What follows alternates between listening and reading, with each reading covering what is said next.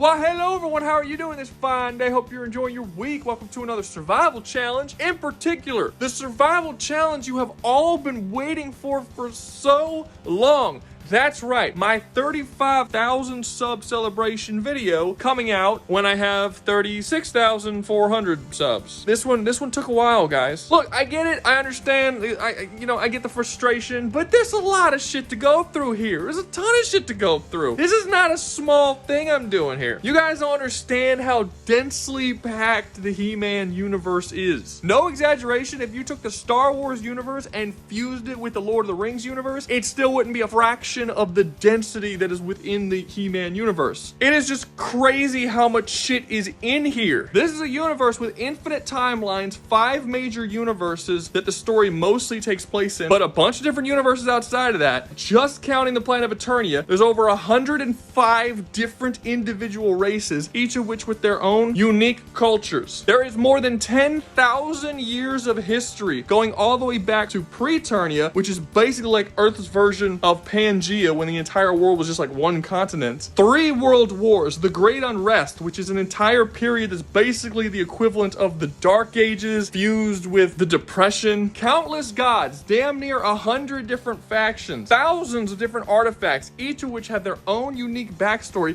that usually links to some god or some crazy like legend or myth that exists within the universe. All manner of different monstrous creatures and species and fucking different levels of Eternia. Like there's Eternia and there's Subternia, and Subternia has several different levels, and each of those levels have factions, the relationship between those factions within Subternia. You can make like a whole show on just one level of Subternia, and there's a bunch. On Eternia, there are tons of different kings. There's like 40, 50 different fucking kings all over their own individual kingdoms that work totally different ways. It's so much. It's so much shit. So I came to the conclusion pretty fucking fast that my original plan of just having one comprehensive video of everything you need to know about the masters of the universe just wasn't gonna be possible. It's one of those universes where you can basically start an entire YouTube channel that just covers that one universe, and it would give me literally years of content. It's basically like those Warhammer channels that their entire fucking channel is just about making Warhammer lore videos. Yeah, you can do that with Masters of the Universe. So within this video, I'm going to give you a detailed description of what I think you need to know for this video, but just know I am going to have to skip thousands of years of history. So just be aware of that going into this, okay? You're gonna know a lot more about He-Man by the time this video is over, but you're not gonna know everything. Now, if you don't know anything about my channel, never been here, don't know what this video is, I promised this video a long time ago. Basically, the general concept of this video is I'm gonna take the entire Doom universe and the entire He-Man universe, and I'm gonna mash them together, and characters are gonna pick sides, and different factions are gonna go to war with other factions. We're just gonna see what happens if these two universes collide. This is not Doom versus He-Man. That's not how this works. It's not like universe versus universe. Doomguy is not gonna be getting into a fight with He-Man because it's not what their characters would do. We're just gonna see what would happen if these two universes came into contact, and people can like cross over and fuck with other people within the same universes and team up and do all that kind of stuff. I'm gonna be talking about however I think they're going to deal with these particular situations. And if you disagree, or you see some different aspect that might happen that I didn't really think of, by all means comment down below with your theories as well. But I'm wasting up your time.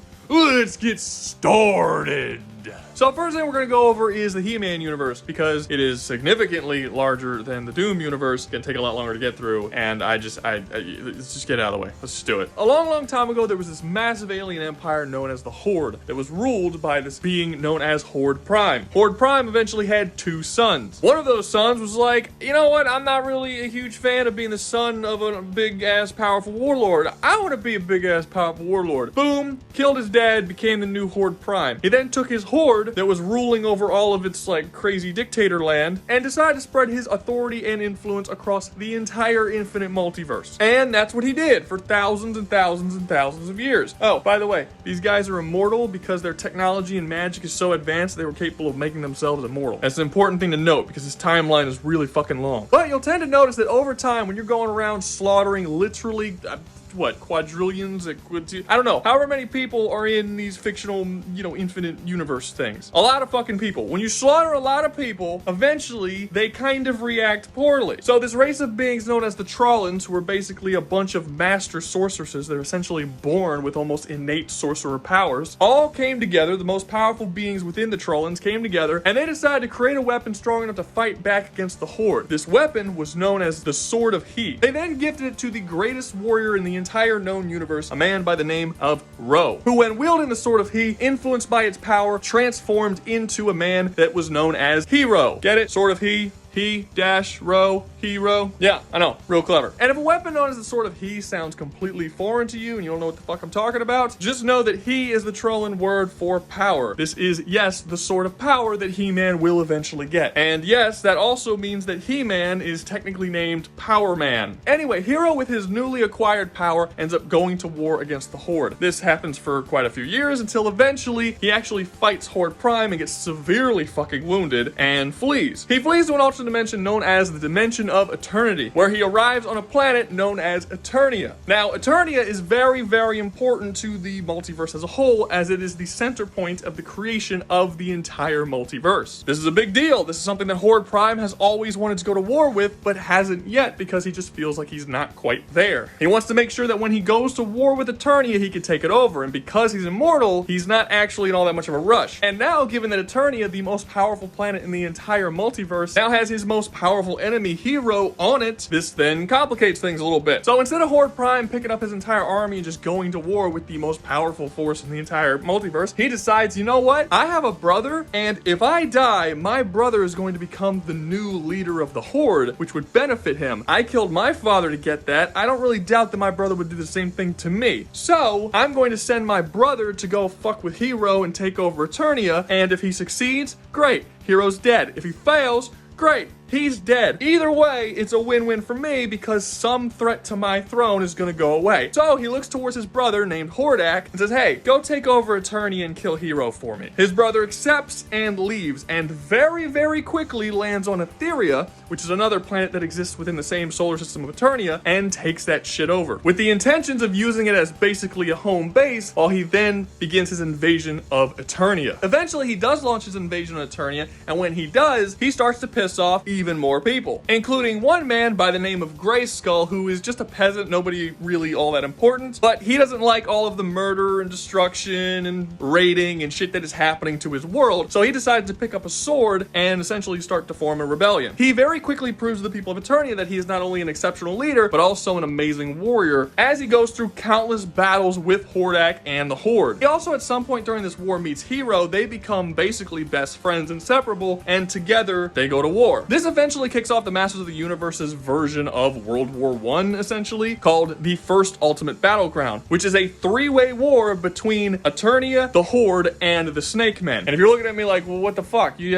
haven't mentioned the Snake Men. Where'd they come from? Yeah, I told you, it's a big fucking universe. There's a lot of stories that go on. The entire time I was telling the story about all that Hordak and Eternia stuff, over somewhere else in the fucking multiverse, there was another story going on about a man named Hiss. Hiss was a slave from a totally different planet nowhere near Eternia in the Snake Man society. Eventually, he got tired of being a slave and started a rebellion. During that rebellion, he killed all of his slave masters and took over the planets, only then for the entire planet to realize that he is far more brutal, vicious, and violent than any of the previous slave masters ever were. Very similar to other dictators in history, Hiss decides, you know what, why should I only rule over one planet? I should rule over all of them, and decides invading other planets and dimensions and basically doing the exact same shit that Hordak was doing, just on a much smaller scale, until eventually he arrives to a dimension known as the Unnamed Dimension that is ruled over by a god known as the Unnamed God.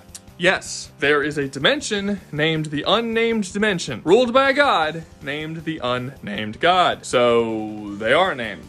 And not accurately. Now, the Unnamed God is not a particularly good dude. He's a really fucking bad dude, and basically rules over his entire dimension with an iron fist, very much so in the same way that King Hiss does. However, he's not actually capable of leaving his dimension. So, he meets King Hiss and says, hey, I will grant you my power, and you be my representative, and you go dominate Eternia for me. Everything that you dominate from this point on will be in my name, but you will have more power than you've ever had before. And King Hiss is like, sign me the fuck up. And he did. So King Hiss was granted massive power that he had never seen before, becoming one of the most dangerous beings in the entire multiverse and multiplying the strength of his army by a fuck ton. He then goes off to Eternia, where he meets with Hordak and the Eternians, and they get into a massive three-way war. Boom, first ultimate battleground begins. This war lasts an egregiously long time, several decades. At the start of the war, Grayskull and Hero are like late teens, early 20s, and by the end of it, they're like in their 50s. Like, this shit went on for a while. A lot of stuff happens in this war that I'm not gonna go over, but basically what you need to know is King Hiss and the Snake Men get sealed in this artifact under a mountain that is then named Snake Mountain. Hero is killed in a fight with Hordak, and Grayskull, who at this point is King Grayskull because, you know, he built his own kingdom and he is named king, and yeah, he's a normal dude, becomes king during a war, and his entire fucking rule as king is just fighting a fucking war. Well, after Hero dies, Hero gifts him his sword, the Sword of He, locking his soul inside the sword to empower it even further, making Grayskull more powerful than Hero was. Hero then goes and challenges Hordak himself, which leads to him being mortally wounded, but he does end up defeating Hordak and the entire horde, not through physically killing them all, which is, you know, the classic way, but instead what he does is he uses this spell called the Spell of Separation, which has the ability to separate literally anything, and he chooses to separate the entirety of the horde from our universe, from the universe, the Dimension of Eternity, into another universe known as Despondos, which is basically a universe of despair and horror and all this kind of shit. Now, because the spell was directly aimed at the horde, it didn't just affect Hordak and his horde, but it also affected Horde Prime, who was in a totally different universe at the time, and basically everything that they ruled over. This means that the entire planet of Etheria was also banished into Despondos. With the horde banished and the Snake Men sealed, this basically ended the war. The last thing Grayskull did before he bled out and died was to take the Sword of He to his castle, known as Castle Grayskull, and then imbue his soul into the power of the sword and stab the castle, imbuing the entirety of the power of He and the soul of him and Hero into that castle as well. He did this knowing that none of his enemies were actually dead and they were all just sealed or banished, so that future generations would also be able to wield the Sword of He and acquire the power that he and Hero had. So basically anyone who wields the Sword of He, eventually called the Sword of Power, because they just stopped using, you know, the Trollin language, every single wielder after them will acquire all previous powers of all past wielders of that blade. It's very much so like an Avatar sort of situation. This event caused a massive shockwave across the entire planet of Eternia and broke apart Preternia, which Preternia was basically just one giant continent that existed on Eternia, and by doing this, it split the continent into many pieces, essentially the Pangea shit on our real world Earth, where how, you know, the world used to just be one giant continent and then eventually split off into a bunch of different countries. Yeah, well, in this series, that same thing happens, but it's because Grayskull did this fucking shit and actually blew apart the fucking continent, which is way more metal. And it was this event that led to the end of the Preternia era. And after this, we have to jump forward in the timeline, like super far forward in the timeline, 9,000 and something years. There is a bunch of stuff that goes on in that time period, wars and characters and all that kind of stuff, but it's not important to what this video is about. All you really need to know is that during the Preternia era, it was one giant landmass that was ruled over by King Grayskull, and the entire world was unified under this one ruler. After he plunged his sword in Castle Grayskull and did all that shit and split the continent into a bunch of different little pieces, that wasn't the case anymore. Now you have a bunch of these landmasses all creating their own separate kingdoms, and those kingdoms started warring with each other for thousands and thousands and thousands of years. The next character we're going to talk about that actually is important is Prince Miro. So Prince Miro was a son of a king. That's kind of how princes work. And he was from a kingdom known as Eternos, one of the many kingdoms that were all at war with one another. Well, the kingdom that they had the most issues with was Anwat Gar, which is where the Gar people live. They're basically a bunch of blue-skinned people with innate magical abilities and very advanced technology. Well, at one of the,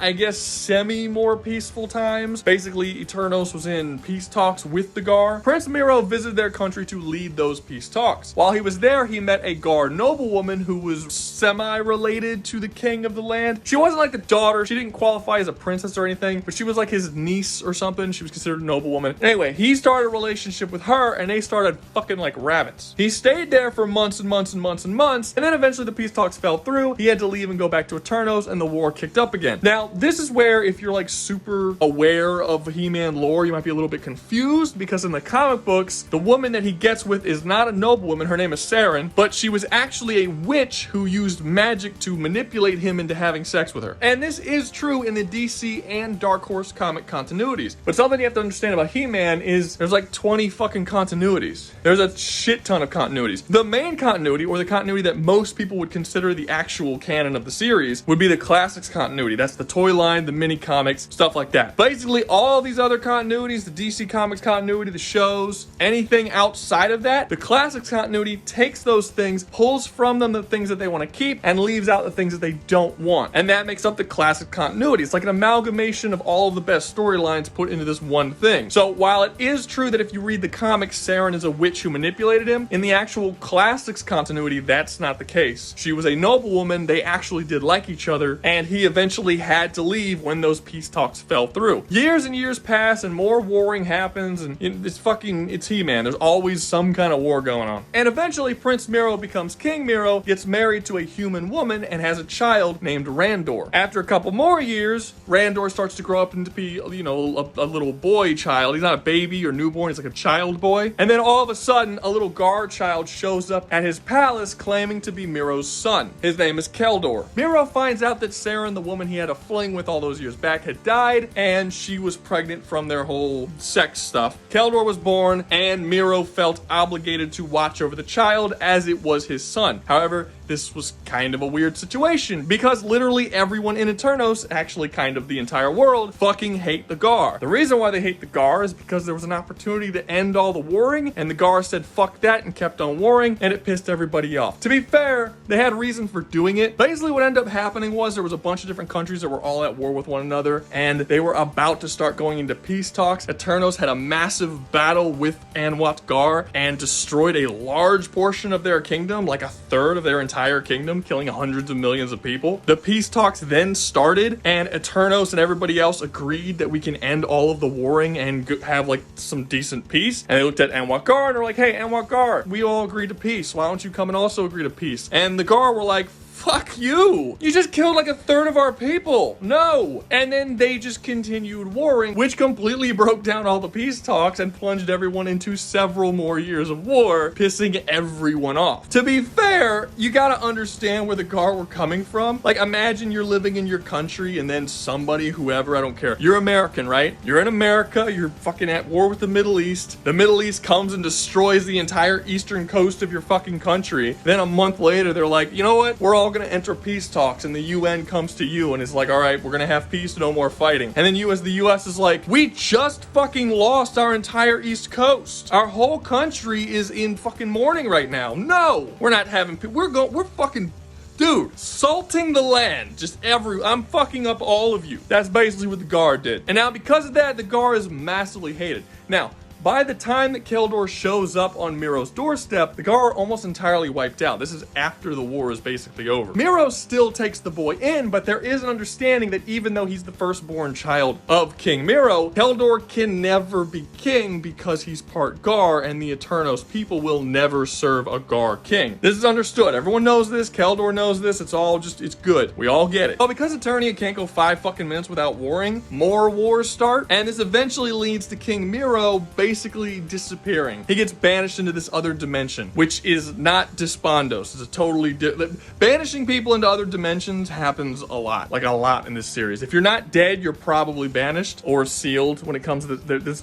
There's a lot of different ways to get rid of people in the He-Man universe. Anyway, after his banishment, Randor becomes king and continues the battles that King Miro was dealing with. But very shortly after the death of King Miro, Keldor gets into a really big argument with his mother, or not his real mother, but she believed and saw herself as his real mother, and he saw her as his mother as well, since at this point they've known each other for a long time. He's a young man, and he arrived at their doorstep when he was a small child. So by this point, like easily 10-15 years, this was his mother. So this wasn't on purpose, but during their argument, he accidentally unleashed a massive amount of magical power and killed her. This happened because the Gar people have innate magical ability, and Keldor never learned how to utilize it because he was now being raised raised by humans who didn't know anything about training a Gar child how to utilize this magic. This left both Keldor and Randor heartbroken because their mother was dead, and Keldor felt really guilty because he didn't mean to do it. Now, under normal circumstances, Randor would be forced to kill Keldor, but he decided he didn't want to do that because he literally just lost both of his parents and did not also want to lose his brother, who at this point he did see as a brother. So instead, he banished him, not into another dimension or anything like that. He just said, you have to leave Eternos. It doesn't matter where you go, but you got to get out of here. So Keldor was banished. Keldor, being heartbroken, frustrated, angry. I mean, you got to think about it. At this point, not only did he just lose his father and accidentally kill his mother, dealing with the guilt, and was banished by his brother, but he also saw almost all of his people, the actual Gar people, be wiped out by Eternos, by his own family, and all of the people of Eternos have treated him like shit basically his entire fucking life. So mentally, he was just not in a great place. He eventually starts traveling the world and learning as much as he possibly can about magic, as again, he has an innate ability that he just doesn't really know how to use. Over the course of this journey, he ends up meeting a lot of mainstay characters that we all know of from the He-Man universe, like Beastman and Evil Lyn. In fact, he and Evil Lyn fall in love and they become lovers. But this frustration and anger with him is just, it's still there, and he begins diving into very serious dark forces, which brings him into contact with the dimension of Despardos, where he meets Hordak. He then starts speaking with Hordak and basically becomes Hordak's apprentice as Hordak starts training him in the dark arts. This relationship is nowhere near friendly, as both characters are using the other. Keldor believes 100% that Hordak is going to want to consume or kill him once he teaches him everything he knows, as Hordak has the ability to consume magical entities. He also knows that Hordak likely very much wants to invade Eternos. Hordak wants to use Keldor so that he can open up a pathway into Eternos, and each character is aware that the other character knows this, so it's kind of like this weird sort of like game of cat and mouse sort of situation.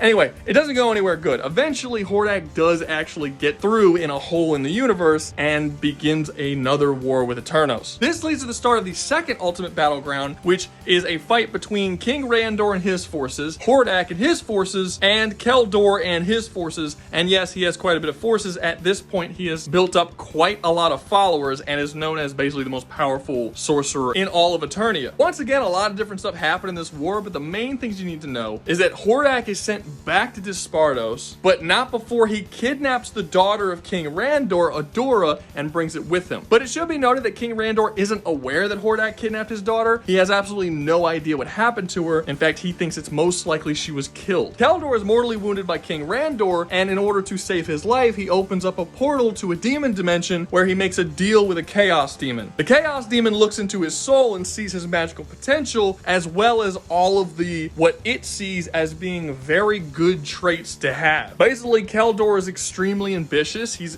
one of the most intelligent characters in the entire series up to this point, and he has extremely strong magical potential. The chaos demon, who has been trapped in this realm forever, decides to do something a little different than just save his life. Instead, it actually fuses with him. Yeah, like a fucking Dragon Ball Z fusion. This kills the chaos demon and Keldor for the most part. The fusion creates something totally fucking new, and this new being is known as Skeletor, a character that has all of the same powers and memories and abilities and knowledges that both the chaos demon and Keldor had, but doesn't consider itself either of those beings. It's just this new evil dark magical creature. Once it leaves the chaos dimension, Evil Lyn, the lover of Keldor, who loved him and he loved her, realizes that he doesn't care about her at all anymore. In fact, this new creature Skeletor doesn't really give a shit about love or human feelings or anything. It's just a being of pure evil. This makes Evil Lyn super fucking pissed, and she absolutely despises Skeletor. She basically blames Skeletor for taking the love of her life away from her. However, she can't bring herself to leave Skeletor's side, as she still believes that's still Keldor in there somewhere, and I'll get him back at some point. Spoiler alert, she never fucking does. And her relationship with Skeletor just spoils more and more as the years go by, as she gets more and more angry about the fact that Keldor is just never going to come back. When Skeletor is birthed into existence, he leaves the demon dimension, going back to Eternos, before deciding to make Snake Mountain his new base, and he basically just chills there for years and years. He builds his forces, he prepares for a war that he's going to go with in Eternos. He still has all the same traits that Keldor and the Chaos Demon have, just without any real feelings or care. Like, Keldor wasn't necessarily, he was an evil dude for sure, but he still loved loved his brother. He still loved his home. He had a lot of animosity against people for the way they treated him and for how his life went. He still had guilt. All that shit was gone. Now all Skeletor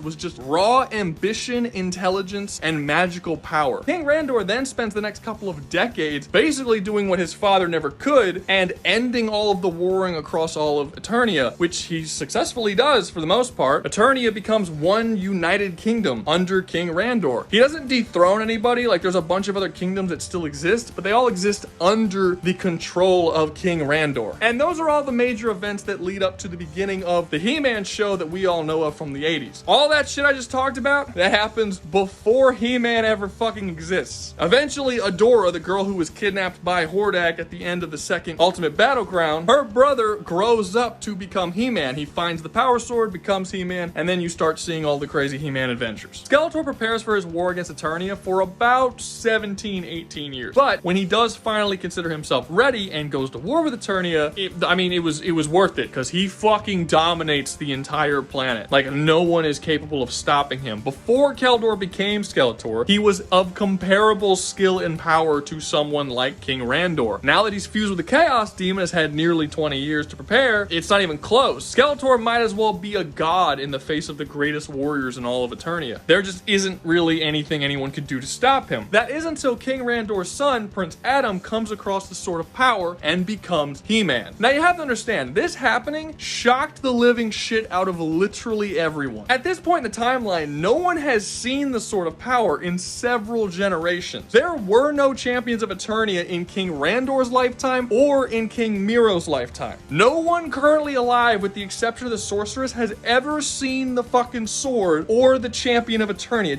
They just didn't exist. Now, there were champions after King Grayskull, several hundred in fact, but at this point in the timeline, no one had seen it. Even Skeletor, he's never fucking seen this shit before. So he came in totally prepared to go to war with Eternia as it was before He-Man showed up. Once He-Man showed up, he had the power to fight back against Skeletor, and he did. He successfully fought him back, and then you get several years of Skeletor trying to take over Eternia with this new added fucking issue of this all-powerful godlike being that is He-Man stopping him. On the flip side, if we go back to Hordak in Despondos, you basically have Princess Adora, who is being raised by Hordak and trained by the Shadow Weaver to become a force captain in Hordak's army. This happens, and she's actually a pretty evil cunt for a long time, until she starts to see the error of her ways, and she ends up finding the Sword of Protection, and the Sword of Protection makes her She-Ra, and she eventually becomes a defender of Etheria. So, in one universe, you have Eternia with He-Man and Skeletor constantly at war with each other, with Skeletor trying to take over the planet, and He-Man constantly fighting him off. And on the other hand, you have She-Ra, who is on a planet that's already completely taken over by Hordak, and she's actually leading a rebellion trying to overthrow Hordak, who is significantly more powerful than she is, or her entire rebellion. This goes on for quite a while. Eventually, He-Man and King Randor find out what happened to Adora, that she was kidnapped and brought to Despondos, and they use a spell that brings Etheria back into their universe so they can get their sister/daughter back. The problem is, undoing that spell of separation, which is what they did, doesn't just bring back Etheria and Hordak, it brings back everything Horde related, including Horde Prime. And I know, I haven't talked about him for a while, but that's because this entire time he's been in Despondos, not capable of leaving. The other couple of times Hordak got out, it was just Hordak, it wasn't Horde Prime. Now they're fucking all out. There is a shit ton of stuff that happens in this period of time. The Snake Men come back because Skeletor has a guy who works under him who is the last race of the Snake Men, and he finds out that under Snake Mountain are all the Snake Men sealed, and he brings them back, even though he is actually still loyal to Skeletor, but his loyalty is like mixed because he is a Snake Man, and if he dies they go extinct in his mind. So he tries to bring the Snake Men back, so King Hiss shows back up with all his Snake Men, and there's a bunch of other factions I haven't even fucking talked about. But basically this all culminates in the third and final Ultimate Battleground between countless fucking factions,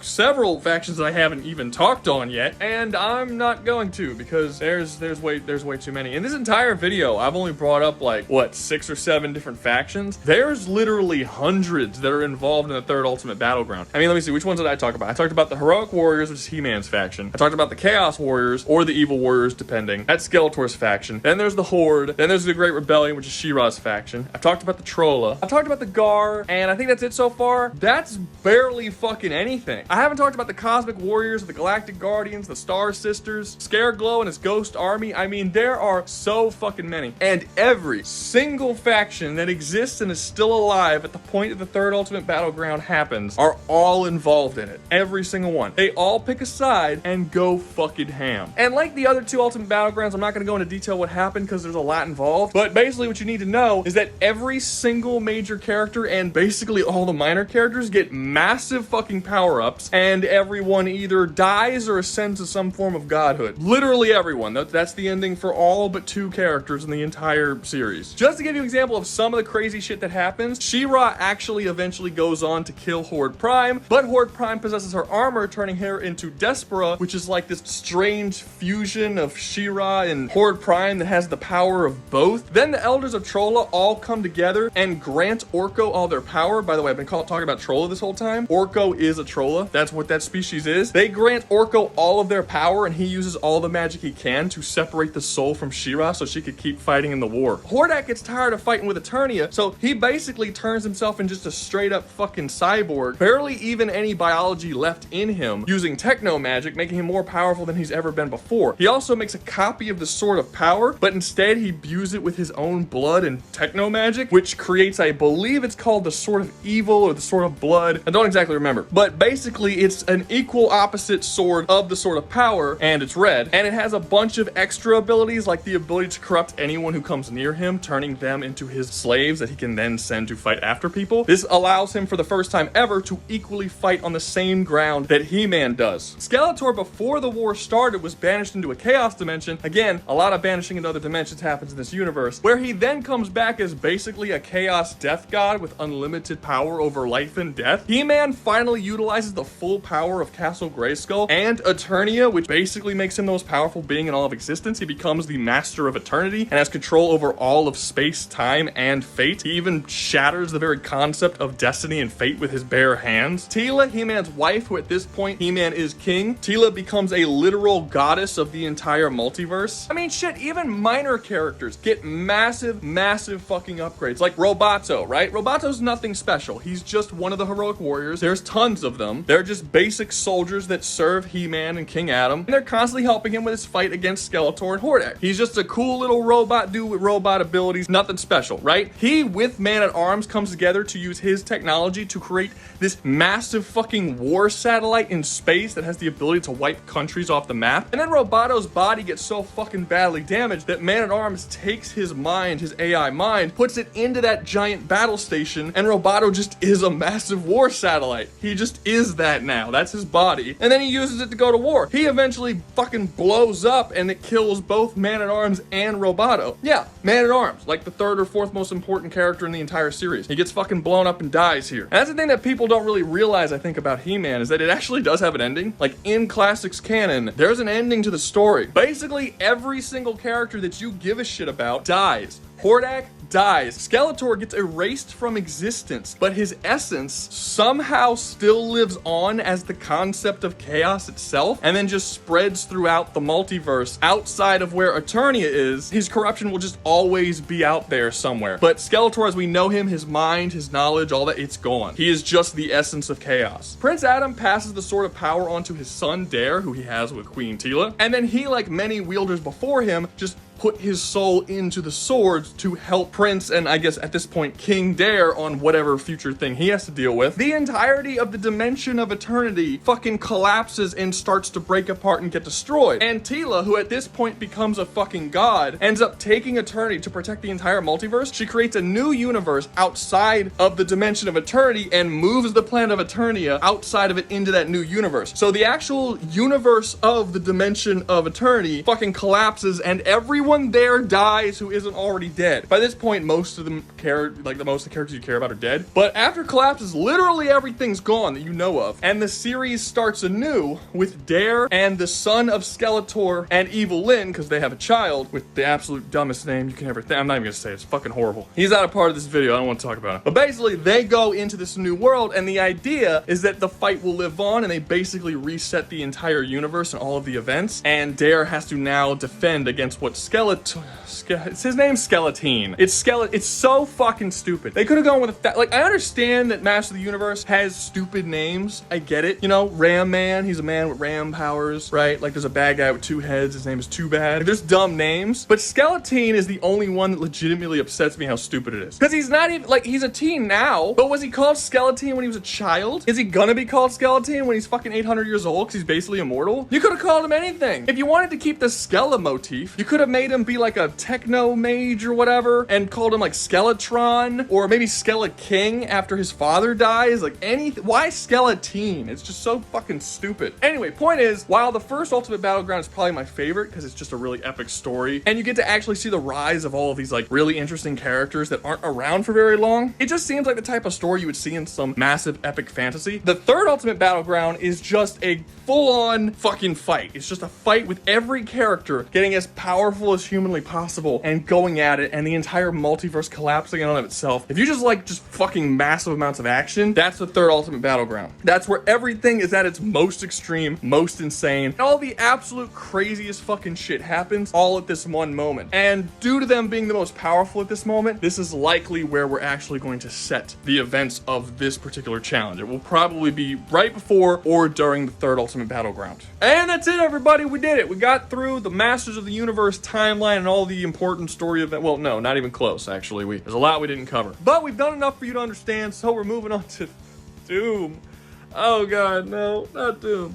Okay, Masters of the Universe's timeline is hard to get through because there's just so many moving parts. Characters, factions, worlds, universes. There's just a lot. It's hard to exactly tell you what is important and what is not to get through the proper timeline. The reason why that is because while the original He-Man show from the 1980s is about He-Man, it's called He-Man and the Master of the Universe, the actual universe of Master of the Universe has existed before that show was ever made. That's just one adaptation, and it's not really about He-Man. He-Man is an important figure, and definitely the most recognizable figure, but the universe is called Masters of the Universe. The main character is the universe himself. There's just so much shit to deal with. But all of that shit that happens and the events that play out all makes sense. It's not confusing to get through, it's just hard to pick what's important. That is not the case with Doom. Doom actually does have a protagonist. It's Doomguy. As long as you follow Doomguy, you know exactly what's going on and what's happening. The moment you step out of the events that Doomguy himself witnesses, this shit gets fucking ridiculous. It is so hard to keep up with what happened, how it happened. There's contradictions within the story, things that are kind of retcons but not really, shit that we're supposed to ignore, things that are purposefully told to us wrong because Hugo Martin has specifically stated that the codexes are written to be misleading oftentimes, as he wanted the codexes to be written much in the same way that history books are written, where oftentimes they are written as propaganda or written from particular characters' point of view, and oftentimes their point of view isn't exactly correct.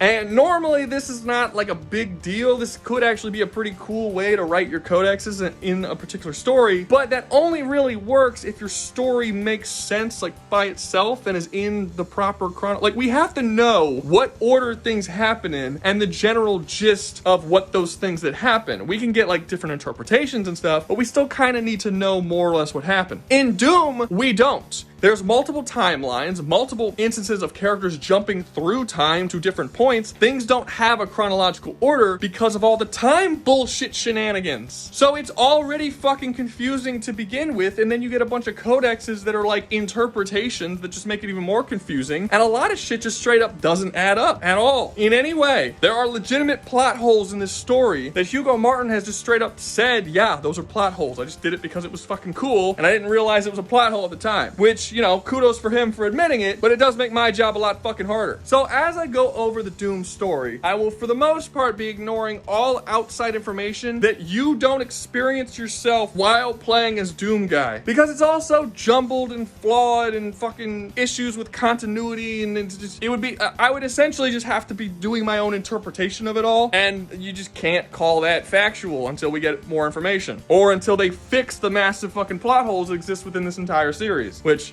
let's be real, that ain't happening anytime soon. All right, we good? Okay. Oh, fuck.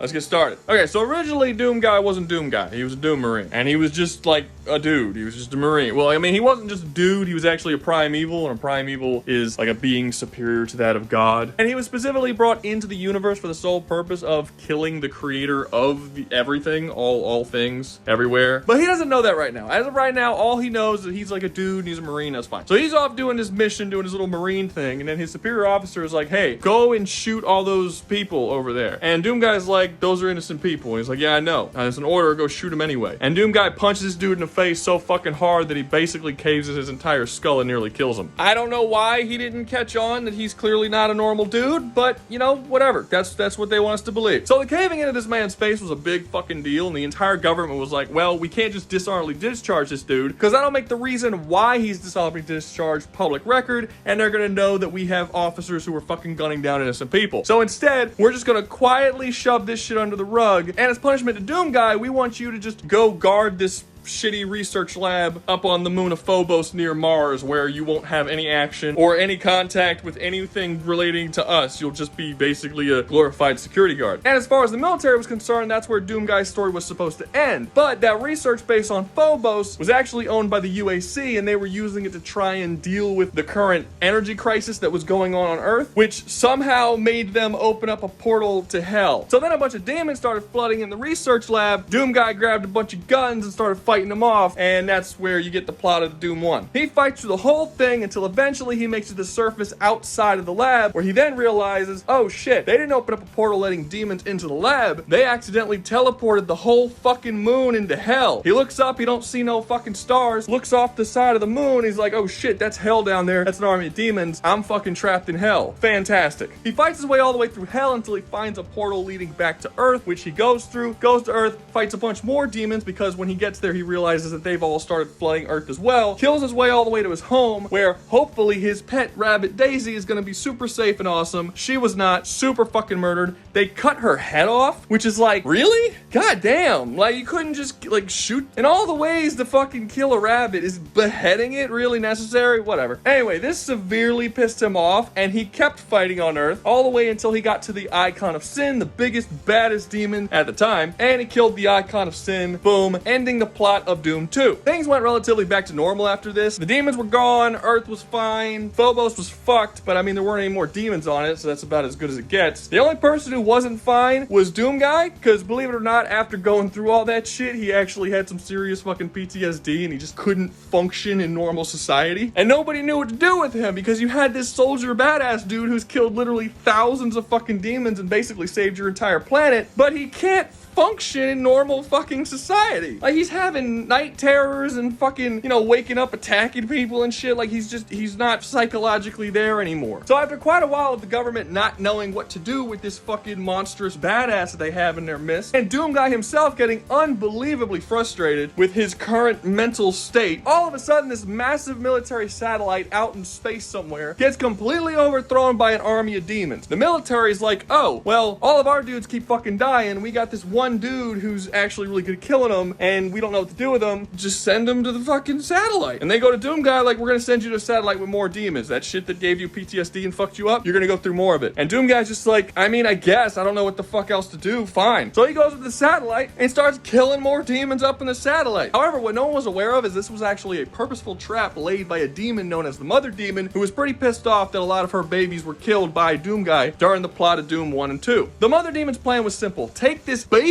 murderer and teleport his ass to hell so we could fucking get a second chance to kill him, which is exactly what they did. Didn't work though. Doomguy fought through all the demons in hell, including killing the Mother Demon. After he kills the Mother Demon, he realizes that the demons are gonna keep coming to Earth, so he's like, you know what? I can't fucking function out there. I'm pretty good at this. I'm just gonna stay here and be like Earth's defender, but in hell, just constantly killing them. As long as they're dealing with me, they're not gonna try and take over Earth again. So that's what he does. However, this doesn't last very long, because the Mother Demon has a sister known as as the sister. That's it. Like, she's literally called the sister. That's the name of the demon. And she's like, you murdered my sister, fuck you, I'm gonna fucking kill you. So she goes, gets a bunch of demons, and goes after Doomguy, and also fails pretty miserably. Doomguy murders all of her demons and starts murdering her, and then she's like, yeah, this fucker can't stay here. And the last minute before she dies, she opens up a portal, flinging Doomguy out of her universe, out of hell, where he then appears billions and billions of years in the past on a little planet known as Argent D'Nur. Argent D'Nur is the home of a race of beings known as the Night Sentinels. Basically, super advanced, magically enhanced humans who are also genetically enhanced with the power of ancient cosmic beings known as the Wraiths. And they existed billions and billions and billions of years before humanity ever came into existence. But when Doomguy arrives on their planet, obviously these enlightened, more advanced beings are going to be very understanding, and I'm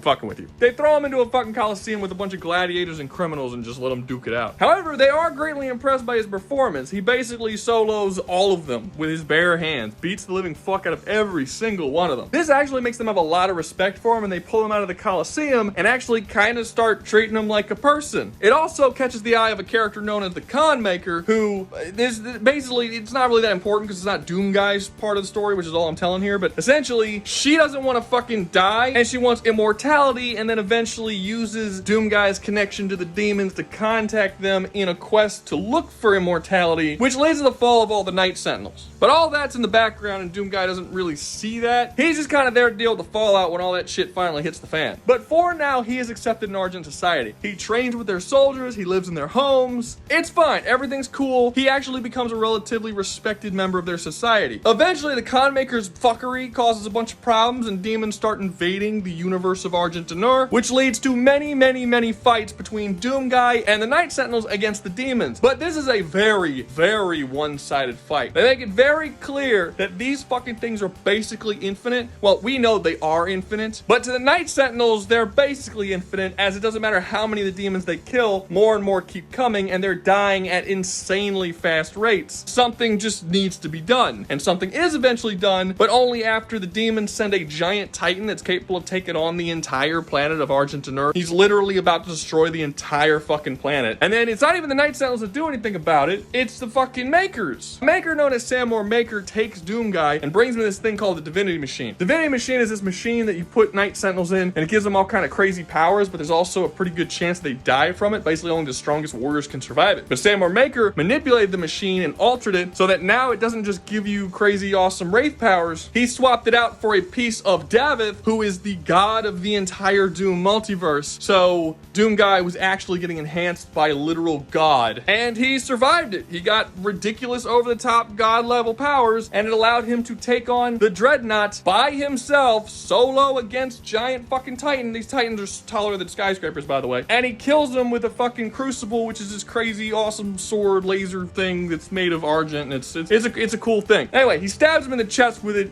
and it fucking removes his immortality, because Dreadnought is also immortal and can resurrect no matter how many times you kill him, but the fucking crucible stops him from doing that. Anyway, he kills him with that, and boom, save the day. However, this scares the shit out of the fucking Makers, because the Makers are very insecure about their own place in this Argent society. They believe themselves to be gods, and are trying to lord their godlike power over Argent, who don't really want that to happen. Like, the Argentians don't worship the Makers as gods. They kind of have a sort of love-hate relationship with them, because the Makers are kind of helping them, but they don't see them as gods. It's not a very good relationship they have. And the Makers get kind of scared, because now Doomguy is with the Sentinels, and he's more powerful than they are. With Doomguy on the side of Argent D'Nur, the Makers can no longer pretend to be gods over them, because they've kind of leveled the playing field. So the Makers end up using mind control technology to enslave Doomguy to their will, basically making him a weapon for them to utilize. The Sentinels just kind of let this happen because they're also kind of scared of Doomguy's power at this point and don't know what he's capable of. This doesn't last very long though, because Doomguy's power just keeps infinitely increasing, and they have to keep using more and more energy to remain in control of his mind, which eventually all the energy in the world would not have helped them control him, and he busts free of their control. Now, you'd think the moment he does this, he would go after the Makers and kill them all for trying to enslave him, but not really. Doomguy, it doesn't really hold grudges for the most part, and he decides it's way more important to stop the demon threat, so he just goes and fucks up all the demons. The war just kind of continues like that, with the Argenta fighting against the demons, while Doomguy is also fighting against the demons, but not with Argenta, just kind of his own separate thing, doing whatever he wants, being like, I'm this all-powerful godlike being now, I'm just gonna go after and kill as many demons as I can. You can't order me around, the makers can't control me, I'm just gonna keep doing it. And Argenta just let it happen because you have this god-level being going around killing all their enemies for them, so why get involved? This works relatively well for both parties until Commander Valen, we talked about him earlier, his son gets killed, and he starts acting like just a fucking moron, really. And believe it or not, he is not too happy about this. The demons contact him, basically playing off of his sadness and grief, and promise him that if he betrays the Argenta, they will bring his son back. He accepts. He opens up a fucking portal to hell and allows them all in, because before this, the Sentinels actually had a shield around their entire universe keeping all of the demons out, and Commander Valen was like,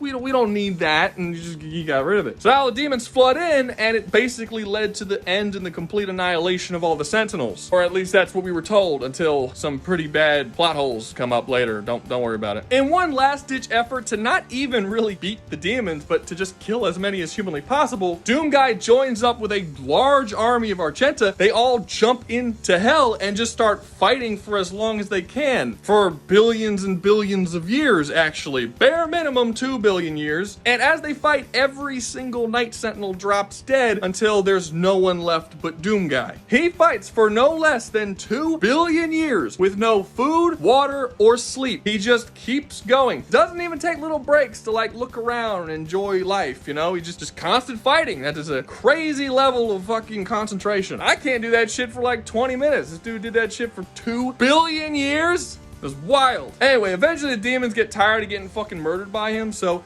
they set up this trap where they kind of lead him into this massive temple. Then they cast a bunch of magic on the temple collapses on his head, and then using the collapse pieces that fall on him, they just sort of mold it into a sarcophagus that traps him in there, torturing him for all eternity. We don't know how long he's in there for, but eventually the UAC, the guys he was working for all the way back in Doom 1, they show up in hell using portals because Earth is having an energy crisis. Does this sound familiar? As I said before, when the Mother Demon Sister sent him out of hell back to the Earth universe, whatever universe you want to call that, she did so sending him billions upon billions upon billions of years in the past. All this stuff with Argenta, this was in the same universe that Earth was. But now those billions and billions and billion years have passed, and now he's back at the exact same point of time he was back in Doom 1. The only difference is this time the demons came into contact with the Makers and the Argenta and got a lot more powerful because of it. They now have access to this substance called Argent, which is basically made out of human souls, but also fused with Maker technology. It's like the most powerful energy source in the entire multiverse, and is capable of being used to do unbelievably overpowered shit. Just like all the way back in Doom 1, the UAC opens up these portals and allows these demons to pour in, but again, this time, they are significantly more powerful. But they also find something else. During their escapades into hell, they actually come across the sarcophagus that Doomguy is in, and they bring it onto Mars. Doomguy eventually wakes up from that sarcophagus and realizes very quickly that he is super pissed off because he has to do this shit again. Are you serious? I did this already. And he goes on yet another murder spree, but this time on Mars, not on Phobos. Like I said, it's the same time period, but there's a lot of stuff that's slightly different because he's already changed the past. It's also important to note that this time all the demons know who the fuck he is, which was not the case last time. It's also important to note that this time around, the demons are timeless beings and are now currently aware of all the shit that's happened in the timeline since the very beginning. This means that more so than the first time, they really have it out for Doomguy. I mean, it doesn't really matter, he still fucking butchers all of them, but you know, they feel like angrier about it when they're dying. That means something, right? While Doomguy's on Mars, he meets up with this guy known as Samuel Maker, who is now the owner of UAC, someone who he never met in the previous timeline, and they kind of sort of work together begrudgingly because they both want humanity to not be murdered by the demons, but what they actually want are two totally different things. Samuel Hayden wants to use that energy to save the world, and he has other things he wants to do that we're not going to talk about quite yet, while Doomguy doesn't care about any of that shit, and he just wants to slaughter all the demons and remove them from existence entirely. He just wants to get rid of them completely, and it leads to Samuel constantly telling Doomguy to do things, and Doomguy being being like, I'm just gonna do whatever I want, which completely shit on Samuel's plans. Because of this, by the end of Doom 2016, Samuel just banishes Doomguy back to hell. He's like, look, I'm not gonna kill you because I need you, but you're pissing me off and there's stuff I gotta do and you're not gonna let me do it, so go to hell. I'm sure you'll escape again because you usually do, but I need you to go there for now. Doomguy then spends a who knows how amount of time in hell and eventually does find his way back to Earth, but when he does, Earth is 70% wiped out and Samuel completely failed at defending it. He did a, reasonable job. He built a bunch of fucking technology using Argent tech with Maker tech to try and create something that could fight back against the demons. How the fuck does Samuel Hayden know Argent tech and Maker tech, you might be asking? Because he's not Samuel Hayden. He's not a human being. He's Samuel Maker. The being that gave Doomguy the fucking powers in the first place. Essentially, all this bullshit tomfoolery was all about getting Father to come back and try and regain the reins of the multiverse because it's basically been godless for who knows how long since Davith's been locked away. Father tried to be God for a little bit, didn't quite work out. Samuel actually opened up the portal to hell on Mars on purpose because he needed Argent energy to grasp the power that he needed. He thought he would be able to deal with the demons that came from it, but was very, very mistaken. You're gonna notice this about all of the leaders in the Doom universe. They're all not like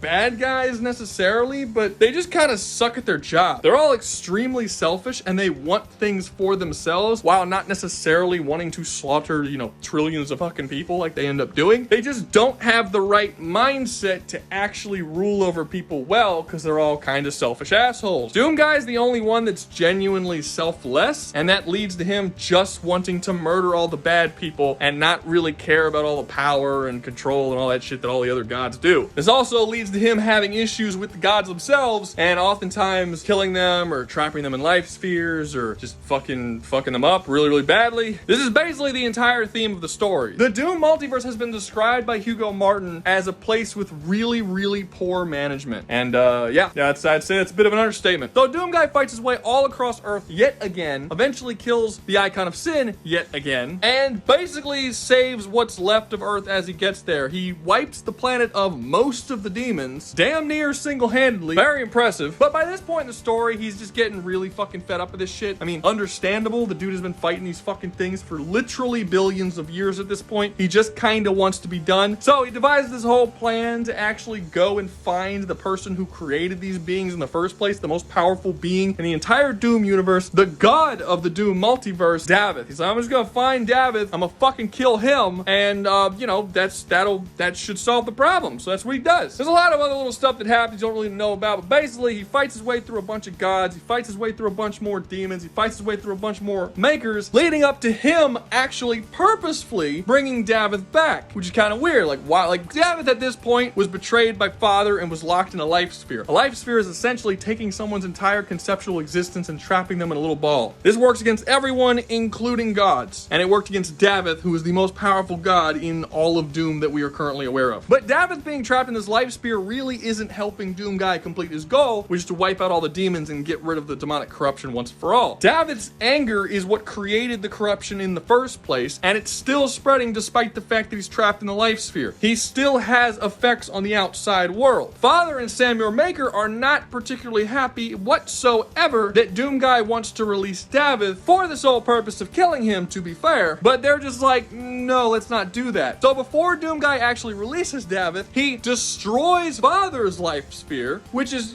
pretty crazy because he's supposed to be the good god of the universe, and beats the living shit out of Samuel Maker, again, supposed to be the good guy. The reason why this was necessary for Doomguy to do is because Father was the one who locked Davith in a life sphere to begin with, because Davith created Father, and Father didn't feel right about killing his father. Yeah, Father, the character, didn't feel right about killing his dad, who was Davith. Like, he loved his father and did not want him to die, so he trapped him in a life sphere instead. Doomguy felt that Father wasn't going to let him kill Davith, so he decided to destroy the life sphere that Father was in, so he couldn't stop him even if he wanted to. Father was also in a life sphere mostly because of guilt of what he did with Davith, allowing the universe to basically be guided by the Makers and Khan Maker and Samuel Maker, but they completely went against what Father wanted to do with the universe. Like I said, very, very poor management. Basically, Father probably would have been a relatively good good leader, but because of his own guilt, he ended up putting it in the hands of people who were not qualified, like the Khan Maker. And the only person who really stayed loyal to him was Samur Maker, and even Samur Maker had his own fucking goals in mind outside of what Father wanted. It's a whole lot of god-level beings doing a bunch of underhanded shit to each other for more control, more power, more being a piece of shit. Anyway, Doomguy eventually succeeds in releasing Davith, to which him and Davith make a deal. Believe it or not, Davith actually isn't that bad of a dude. I mean, he's super angry and shit, and his anger is destroying the entire multiverse, and he wants to destroy the entire multiverse out of his anger. That's all true. But the only reason why any of this started in the first place is because Davith created beings known as the Chikadians, who he loved so much, and he wanted to make them perfect in every way. He wanted to give them immortality and never allow them to feel suffering or pain or anything else. When he created the Chikadians, he took away all weaknesses that any other race had. Things like fear and guilt and anger. He gave them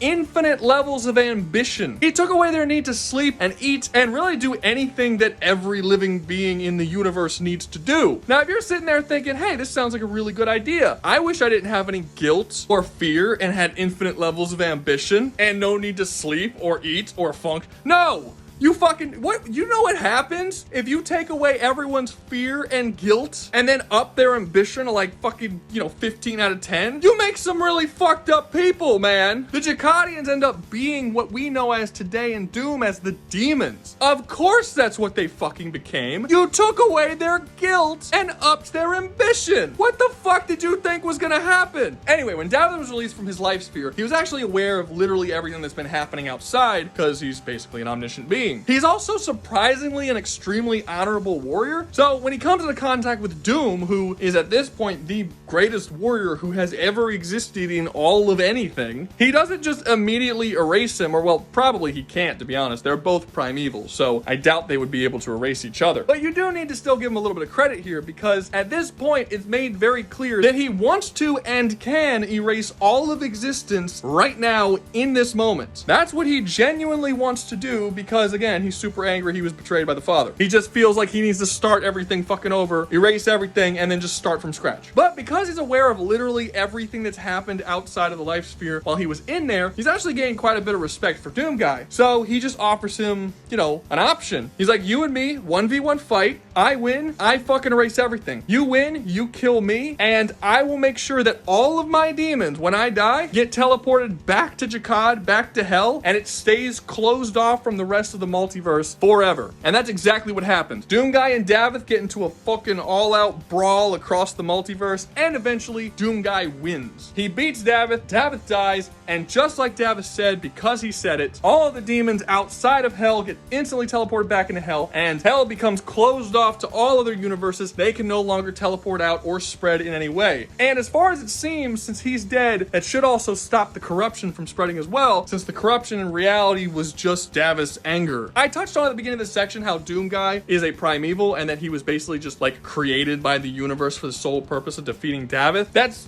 kind of true. Basically, he was brought into existence for the sole purpose of defending humanity. That's his main point, not just killing Davith. I mean, that's what he made his purpose, but his actual purpose is to defend humanity. And as long as there is a threat to humanity, he will remain. Well, after Davith was defeated and killed and all the demons were launched back in their world, there was nothing for him to do. His purpose has been completed. So he just goes into a fucking coma. All of the gods that are still around and not fucking dead, which most of them are, they just put him in a little coffin and then like just stored him somewhere. It's like, hey, if humanity ever has issues again, he's gonna fucking wake up and kill so many people, like unbelievable amounts of people. And as of right now, that's the end of the Doom story. Doom the Dark Age was a prequel, and as far as Hugo Martin has said, the next game will also be a prequel. It's gonna be a sequel to the Dark Ages, but not a sequel to Eternal. So yeah, this is just where we are now. Holy fucking shit, that was just the story. I haven't even gotten to the fucking fighting and what they're capable of and the factions and this is gonna be such a long video. Fuck! Why did I promise to do this? Why? Hey guys, did you know that YouTube is fucking dying? Yeah, a lot of creators aren't really getting the viewership they used to get, and they're not getting the money from that viewership they're used to get. Even with the lower viewership, the money that people are making on the same viewership that they would have had a couple months ago, they're no longer making money from that same viewership. This is all due to YouTube pushing AI as opposed to having like normal people, and a lot of people are saying that this is the end of YouTube and you're eventually just gonna get nothing but fucking AI slop being sent to you in the form of shorts and shit. I know you've been seeing them, I've been seeing them too. Every single time I open up YouTube, I get 1,000 fucking video shorts and shit of just different AI chat music where it's reacting to videos, but it's like turning the comment section of those videos into music and shit. That's all being made by AI. People aren't making those. And YouTube is doing this because they could save money. They don't have to pay the 30% out that they have to on normal creators. So do me a favor, if you enjoy this video, if you enjoy this channel, or really any channel that you come across that you enjoy, please like and subscribe and do all this stuff that helps the channel get reached, because YouTube is killing all of our channels on purpose, and we really need your help in fighting back. And stay away from the AI videos if you can, because that's kind of the thing that's killing the fucking channels in the first place. All right, now let's get to the powers and abilities of both of these series, starting with the Masters of the Universe. And to start off with the most basic, let's talk about their physical abilities. Now, if you go to the absolute lowest end of power in the Mass Effect Universe series, this is like your basic, soldiers and shit in the Eternian army and the Merman army and Skeletor's little basic bitch soldiers. They're just kind of slightly above superhuman with extremely advanced weaponry that we're going to get to later in the video, but there isn't really all that much special about them. It's when you start getting into the mid tiers and even the high mid tiers that it gets absolutely fucking insane. Pretty much every Master of the Universe that is physical strength based is easily capable of lifting up and chucking mountains across the planet. This is not uncommon at all. We have seen characters like Beastman be able to overpower and kill dragons with a single punch. We have seen characters be able to split mountains in half. We've seen characters be able to start earthquakes with their punches. This is very common and happens all the fucking time. When you start getting into the upper echelons of power when it comes to the Master of the Universe, not including godlike beings which far surpass them, you do get into infinite levels of strength. He-Man being the absolute peak as far as mortals are concerned in terms of his physical power. He is capable of picking up and lifting Castle Grayskull, not only lifting it but also chucking it into space. Now,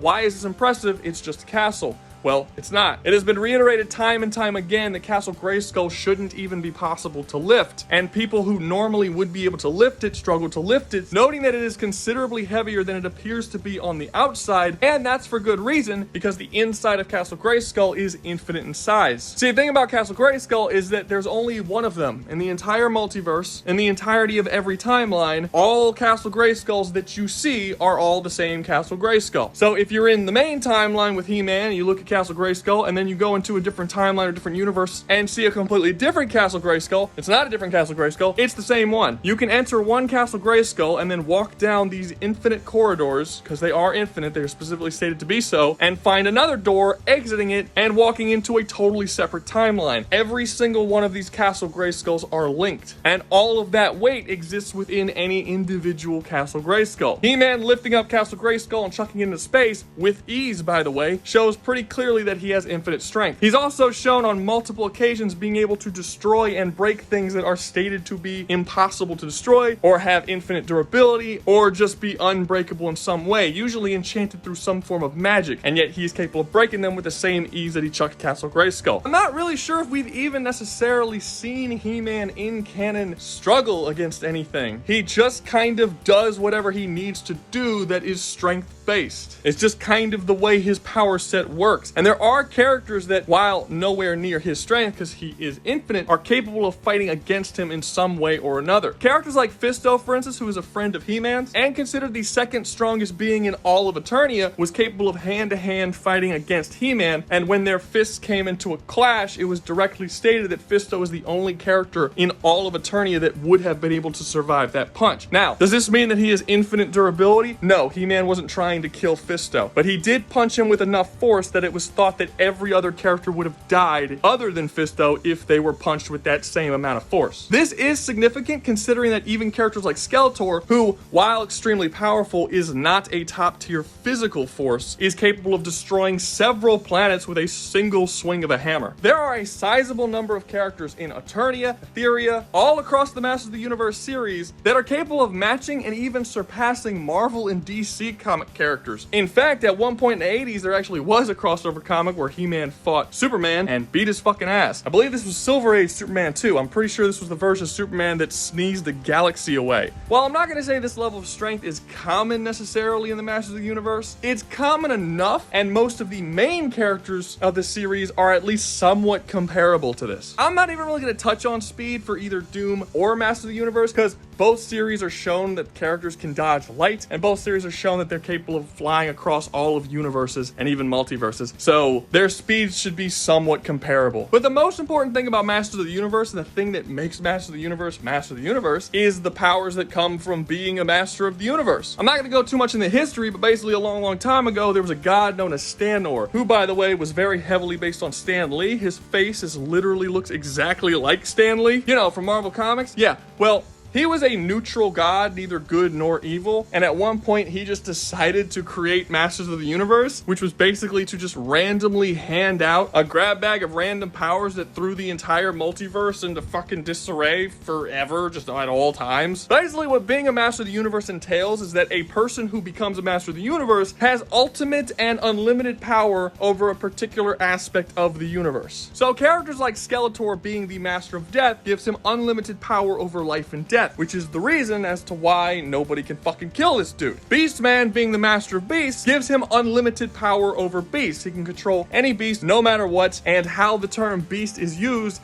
is very, very loose. And this is actually something I should probably go over before I get too deep into this, but basically, in the Master of the universe, the wording of certain powers and spells and abilities is extremely important. And what I mean by that is that when a character gets a certain power or a character uses a certain spell, how that power works or how that spell works is entirely based on the interpretation they have over the word and what the word of the thing is. So just to give you some examples, I've already talked about Beastman, let's talk about him again. Beastman is the Master of Beasts. He is capable of controlling all beasts. But because of Beastman's interpretation of the wording, it's not just controlling dogs and wolves and bears and, you know, dragons and shit like that. It goes a lot farther than that. Beastman himself could be considered a beast, but he does not consider himself a beast, nor does he consider the other beastmen beasts. Ergo, he cannot control beastmen with his beast powers. He doesn't view them as beasts. Anyone he does view as a beast, he is capable of controlling. This is more than just animals. At one point, he was capable of controlling a man who wore a mask. It was like a costume of a monster, and he was capable of controlling him because he viewed that person as a beast. He's been able to control human beings who have lost control or were in some kind of bloodlust because he now viewed that person as a beast. It's almost entirely dependent on how he views the word beast. There are many groups and factions that exist within Master of the Universe that you and I would likely consider beasts that Beastman doesn't, ergo he can't control them. For instance, in the Masters of the Universe, there are demons. They look like giant fucking monsters. They're intelligent and they walk on hind legs and they can speak, but they definitely look like beasts. Beastman can't control them because in Beastman's mind, demons are not beasts. They are just a race of beings. However, we have seen instances where Beastman can control monsters who walk upright on two legs and can speak. What is the distinction between those monsters and these demons? Nothing, just what Beastman views as being a beast or not being a beast. This is exactly how it works for spells as well. For example, since I've already talked about the spell of separation, we'll talk about spell of separation again. Okay, I already mentioned how King Grayskull used it to split off the entirety of the Horde from the Dimension of Eternity, right? He separated them. Spell of separation, get it? But there was also another time where Skeletor used a spell of separation to actually split the planet of Eternia in half. He separated it into two pieces. Right? That's another use for it. There was another time when spell separation was used to split an individual person into two different distinct people. One a good version, one an evil version. It separated his good and evil side. That's three vastly different uses for one single spell. And this is how all spells and Master of the Universe powers work. You look at the wording, how do you interpret that wording? You can then use that power in any way that you interpret that wording. For obvious reasons, this makes the power system in Master of the Universe really fucking broken. You could potentially use these spells for literally anything as long as you can somehow twist the word's meaning into meaning what you want it to do. These spells and abilities aren't even really shown to be limited by range or potency in any way. As I said, the spell of separation has been used on a single person, but it's also been used across the entire universe to separate the Horde. You have multiple instances where characters will use their Master of the Universe abilities to affect large portions of the universe, or even in extreme cases, the entirety of the multiverse. multiverse. It's just kind of about how you want to use that ability. Now, while this does sound really, really broken, there are actually downsides to it. There are certain characters who have Master of the Universe abilities that aren't particularly creative and don't use those abilities. There's something about them personality-wise that limit their Master of the Universe abilities. Like, for instance, Triclops is a good example. He is the Master of Sight. He has power over anything relating to sight. So how does he use his power? Well, he can look into infinite directions anywhere he looks. His sight is even capable of wrapping around an entire planet to see the other side of the planet, which should not be possible, but these powers aren't really literal. They are very magical in nature and can be used in extremely twisted ways. But another part of his power is that anyone that he sees, he gets all of the information that he needs about them to overcome them. He gets their strengths, their weaknesses, what weapons they have on them, what powers they have, basically everything he would need to know to overcome them. However, we have seen limits to this. For instance, he doesn't know that He-Man and Prince Adam are the same person. He can't possibly fathom that those two are the exact same. So because his mind is so closed off to the possibility, when he looks at He-Man, even though he should get the information that He-Man and Prince Adam are the same person, he doesn't get that information because he himself couldn't possibly believe it. When he looks at He-Man, he gets totally different fucking information that's related specifically to He-Man, and when he looks at Prince Adam, he gets completely different information, but he never gets the information that they're linked. And this is all because of his own personal biases and closed-mindedness. And we do see things like this happen a lot, where characters really should open up their mind to allow themselves to do way more than what they can actually do, and are kind of wasting their Master of the Universe powers because they're just not all that creative. Or they're thinking about their Master of the Universe power in a very straightforward way, a very uncomplicated way that limits them greatly. I'm not going to go over every single Master of the Universe in the entire series because there's like fucking 50 of them. There's a lot, but I am going to go over a couple. Some of the obvious ones is Prince Adam, who is the Master of Eternity. He has power over things like fate, destiny, space, and time.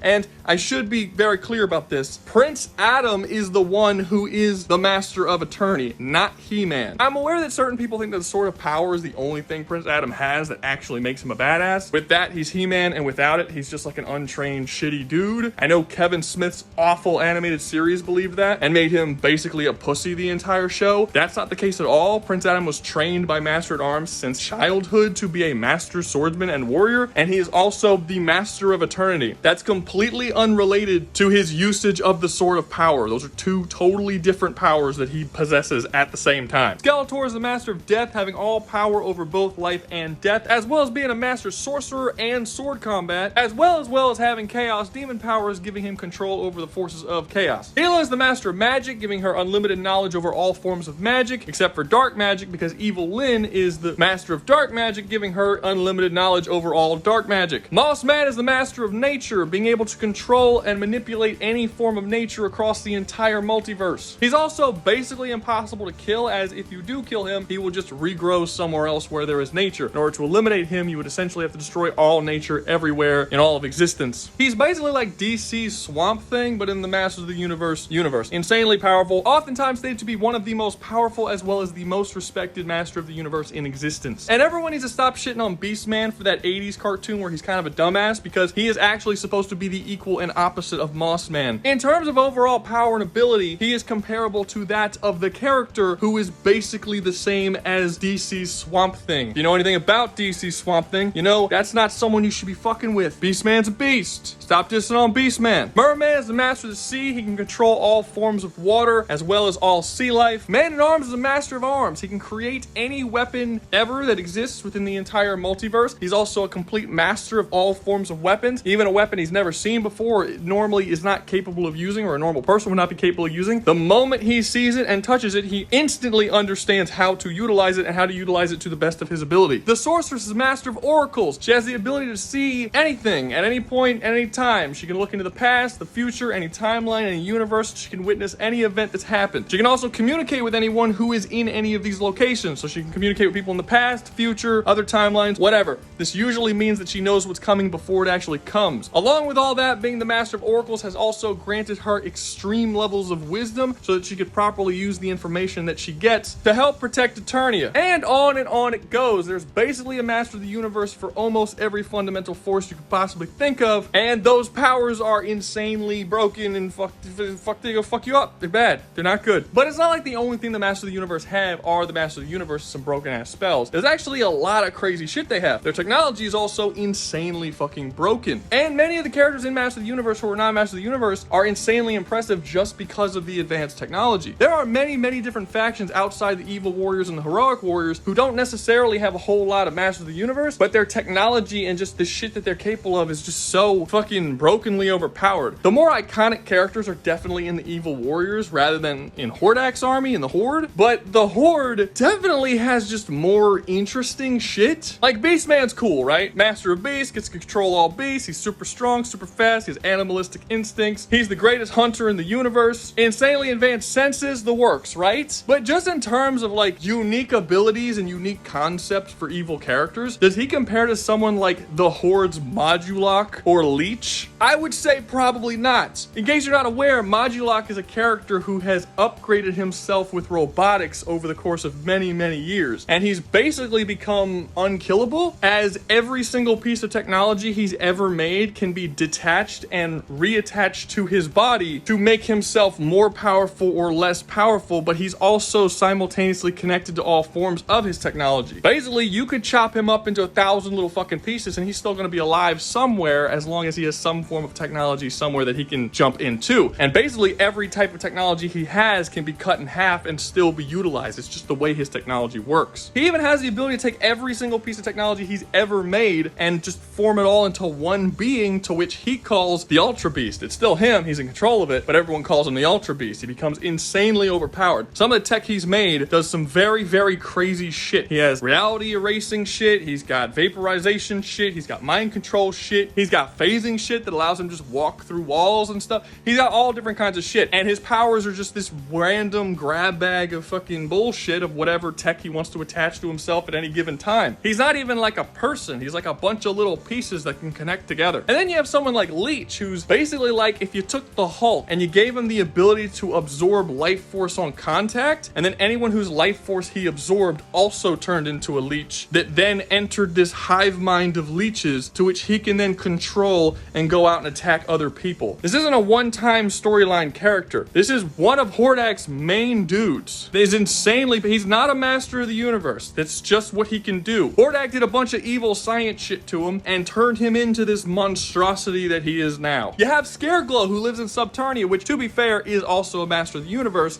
He's a master of fear. It has the ability to control fears, create new fears to just give you that you didn't have before, manipulate you based on your fears. Anything relating to fears he can do. But he also has a massive fucking ghost army. Anyone who dies, he takes their souls and uses them to add to his ghost army, and he does this across the entire universe, meaning he has a basically limitless army that he can command at any given time. He also has these, I forget what they're called, but it's like these green pools, and anyone who touches those green pools, even if it's a drop, gets instantly turned into a totally different being. It's described as them being corrupted as body, mind, and soul, and they just become a slave to Scareglow, who then tells them to do whatever he wants them to do, and then they do it. This is so powerful that it even works on He-Man, and He-Man has been shown on several instances to be damn near immune to fucking corruption, yet these pools work on him. Now, to be fair, he had to be completely submerged in these pools in order for it to work on him. Most people, it's just a drop that does it, but that's still incredibly impressive considering there are like planetary-wide and universe-wide corruptions that don't do shit to He-Man. This is a very potent, very powerful form of corruption. That's not even talking about like all the different crazy races. There's a race of people called the Blower people who are just like living whirlwinds. They're just tornadoes that are alive, and they communicate through like blowing the wind and having like these wind whistles, but they're just living tornadoes. You can't touch them. They're just wind, but they're alive and they can fight. There are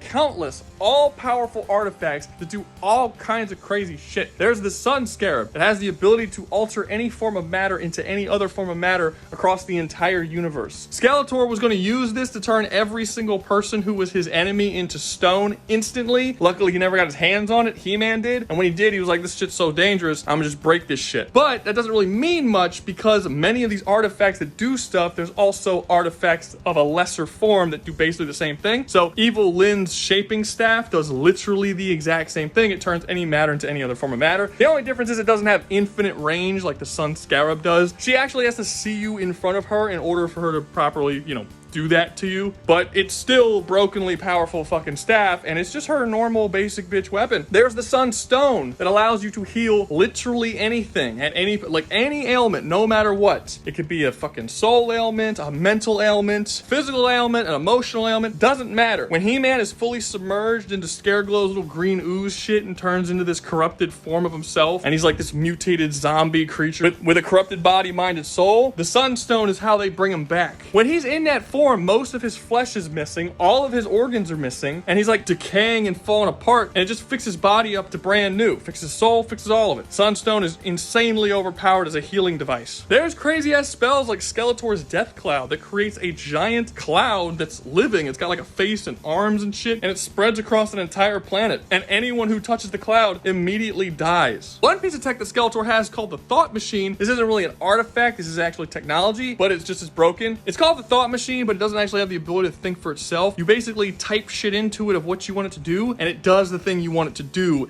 and whatever. It's almost like AI that can manipulate reality. So like basically it's a fucking thought machine, right? And then Skeletor walks up to it and he's like, I want to conquer all of Eternia. Boop. And do you know what the Thought Machine does? It starts releasing spores. Those spores start creating flowers. Those flowers release more spores. Any person that touches any of these spores immediately becomes a part of the Thought Machine, then starts spraying more spores that then creates more flowers and makes more people, and it just starts spreading like that. Any person who is hit by these spores is completely under the control of Skeletor, and these spores don't affect Skeletor or any of his men. And this all happened because Skeletor decided to type into it, I want to take over the world, and this is the conclusion that it came to and just tried to do it. In theory, you could take the Thought Machine and type in literally anything that you want, and the Thought Machine will actually just invent ways to try and figure out how to do it and start affecting the actual reality that we're in. It's a crazy fucking piece of technology. There's a ton of crazy fucking pieces of technology. The guns in this universe are insane. There's guns that erase people from existence, guns that vaporize people, guns that give people amnesia, guns that teleport people into other timelines or other dimensions like hellish dimensions. There's a gun called the Zero Energy Converter. You shoot somebody with it and it saps all of the energy out of them. Anything. You don't even necessarily need to shoot a person. You could shoot a staff, like a magical staff or a piece of technology, and it just removes the energy regardless of what energy. It doesn't absorb it. So it's not like if you have infinite energy, it'll shoot it and you'll have to no. It just eliminates it from whatever you're shooting it at. This gun has the secondary effect of freezing whatever you fire at. But this is not the main point of the gun. It's not a freeze ray. Masters of the Universe actually has a freeze ray that its point is to freeze. The reason why the Zero Energy Converter freezes shit is because it takes all the energy out of molecules. When molecules vibrate and have energy in them, yeah, it stops them completely because they no longer have energy,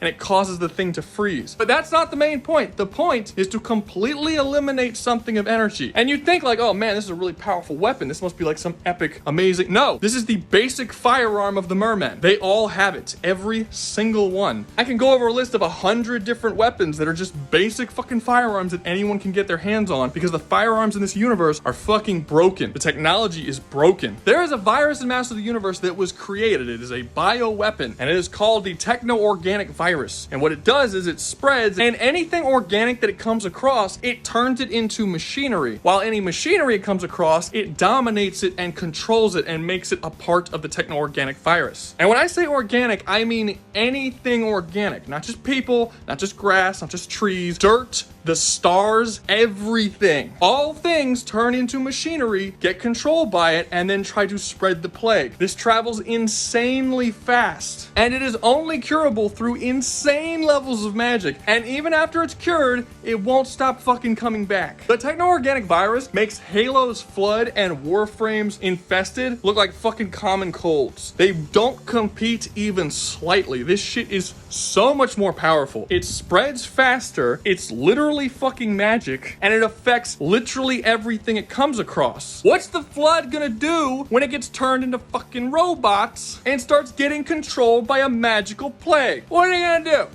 Tell me. I would love to know. Look, I can sit here and list shit about Masters of the Universe forever. As I said before, there are hundreds, if not thousands, of spells and artifacts and crazy, wild, techno-organic virus level shit. And even Masters of the Universe, there's like at least, 50 or 100 of them that we know of, but we know that these motherfuckers exist across the entire multiverse. There's just so much shit. It's one of those universes where the technology and magic are the same. If you can think it up, a character can create it in the series. And by the time the third Ultimate Battleground comes around, which is when this is going to take place, this whole matchup thing, basically basically all of the characters are gods, or at least comparable to gods. I mean, it's fucking insane how strong this universe is. It's broken. It is a universe that was designed to create action figures, to make little boys who are playing with these action figures be like, nah, bitch, my dude wins for sure. That's the Masters of the Universe series in a nutshell. It's fucking awesome. Next up, we have the powers, weapons, abilities, and technologies of Doom. What are they capable of? What can they do? What are the Masters of the Universe gonna have to get involved with? And because Doom revolves around Doomguy, we'll talk about Doomguy first. What is Doomguy's whole deal? Well, a lot of people think that Doomguy's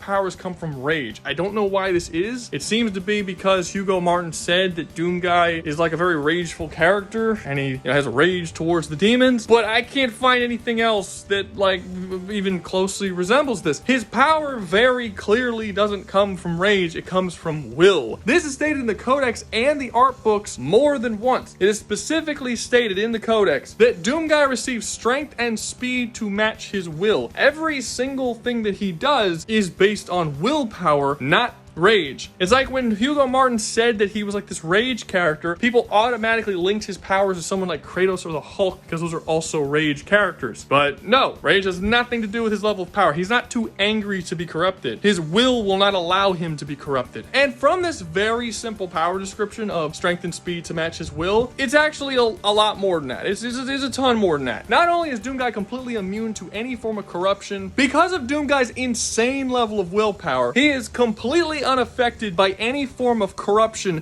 of body, mind, or soul. He is directly stated to be completely incorruptible. Not only that, but his physical stats seem to be as strong as he needs them to be to overcome any challenge he needs to overcome. I would say that these are the two uses of willpower that most people are aware of. But when you start reading a little deeper into the codexes and again the art books, because honestly there's more shit in the art books about his powers than there are in the codexes, you start to see that this dude has some wild fucking powers. Doomguy releasing his full power actually endangers the multiverse as a whole. It specifically states in the art books that when he does go off against the demons, that Vega actually is capable of scanning the multiverse, and he starts seeing a bunch of different fluctuations throughout every single universe in the infinite multiverse, and it's breaking apart. He then has to warn Doomguy to chill the fuck out, or to hurry up and defeat the demons quicker, because if he doesn't, he's literally going to destroy all that is. It's also directly stated in the art book that two primevals cannot exist in the same universe at the same time for very long. If they do, just their presence being there will destroy that universe. This is why when Doomguy goes to face off against Davith at the end of the Ancient Gods Part 2, Davith has to teleport them to a different universe mid-fight, because it's getting to the point where they're going to destroy the fucking universe. So he has to keep swapping them to different universes just so that they don't fucking destroy everything they're standing in. While a lot of people like to say that Hugo Martin has stated that Doomguy's will can actually enhance the power of his guns, so that he could take like super weak weapons like a pistol from a fucking nearby gun shop and go and use it to kill these god level beings because his will actually enhance the strength of the gun. Hugo Martin didn't actually specifically say this. He was asked this in a Q&A between him and some YouTuber, I don't remember exactly, and while he didn't say yes, he very strongly implied that was the case, which is generally enough for people to go with it. But it should be noted, he didn't directly state it. He just kind of didn't deny it and kind of like implied that that's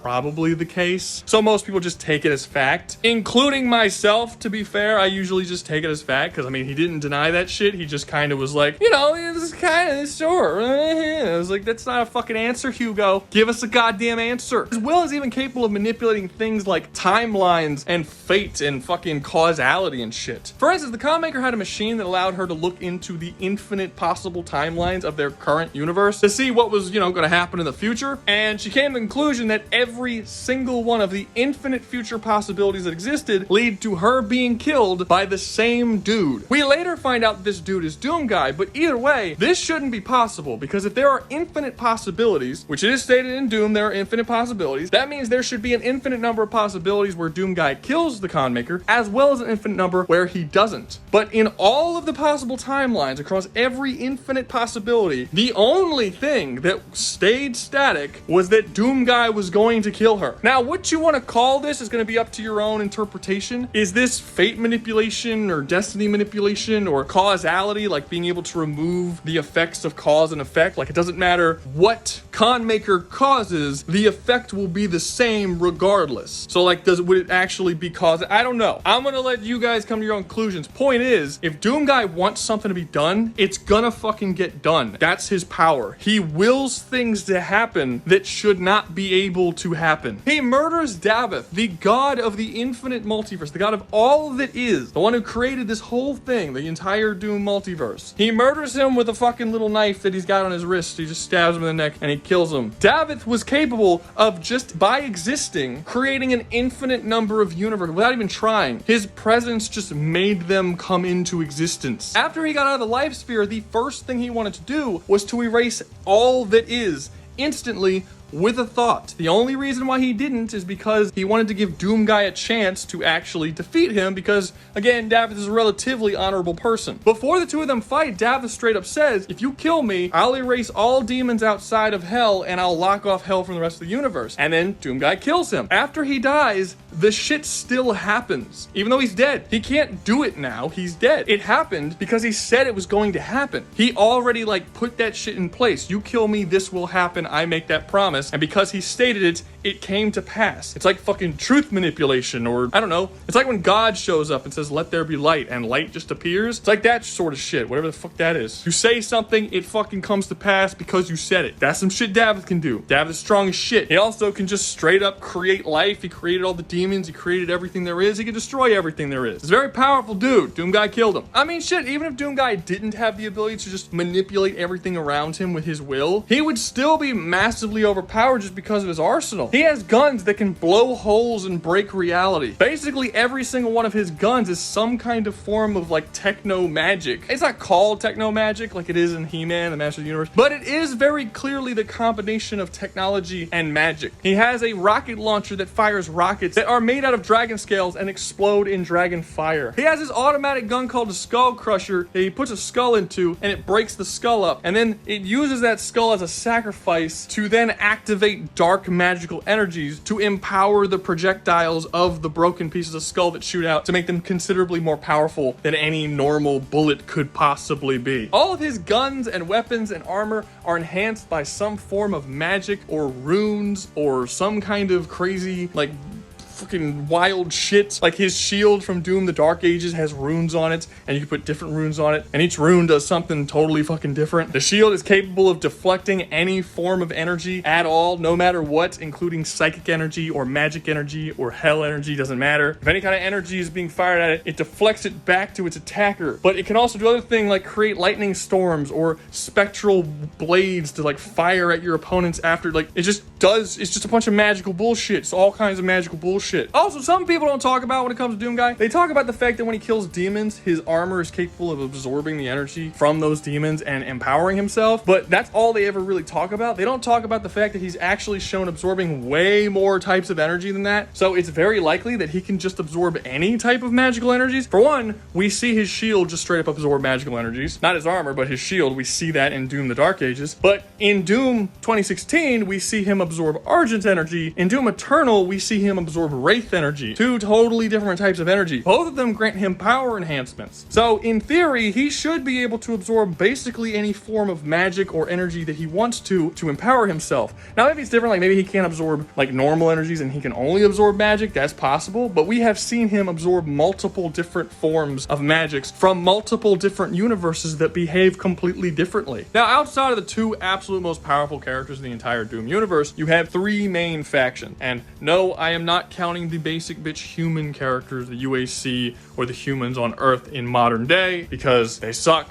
The absolute best thing they have is the BFG 9000, which isn't even their technology. They stole it from the demons and they couldn't even make a better version. They aren't capable of utilizing Argent to its fullest extent. It is specifically stated that the B3000, the B9000 use a small bit of Argent, whereas the demons can use full-on fucking Argent energy. So in theory, the demons' weapons should be considerably more powerful than the humans' weapons. Another thing that pretty clearly shows this is the humans were basically fucking wiped out. 70% of them wiped out and they couldn't put a dent in the demons. Obviously, they don't fucking stand a chance. No, the three factions I'm talking about are the demons, the Argenta, and the Cosmic Realm. Such a stupid name for a realm. Cosmic just means space. Every fucking realm has space. Why is it just called the Chaos Realm? It's generic, but at least it's not fucking stupid. So first off, we have the demons. And the demons in Doom have basically every single power you could possibly think of a demon to have. Just think of a demon power. Do they have it? Yeah, they have it. Possession, corruption, mind control, teleportation, reality warping, telekinesis, astral projection, creation, summoning, resurrection, you name it, these demons have it. And they seem to, for the most part, all have it. There are definitely some of those powers that not literally every single character can do, but certain ones, like, soul manipulation, that's another one. Basically, every demon has some form of soul manipulation. Every demon has corruption. The vast majority of demons have some form of mind control. By the time Doom Eternal starts, every single demon has access to Argent energy, which is energy that is defined as being so fucking hot that it literally can't exist in our real world. It breaks the laws of physics, which, if you know how fucking hot that is, you would know that they basically soloing most other fictional universes. I don't remember the exact number, but I'm gonna put it at the bottom of the screen. It's like some number and then like 32 zeros or something degrees.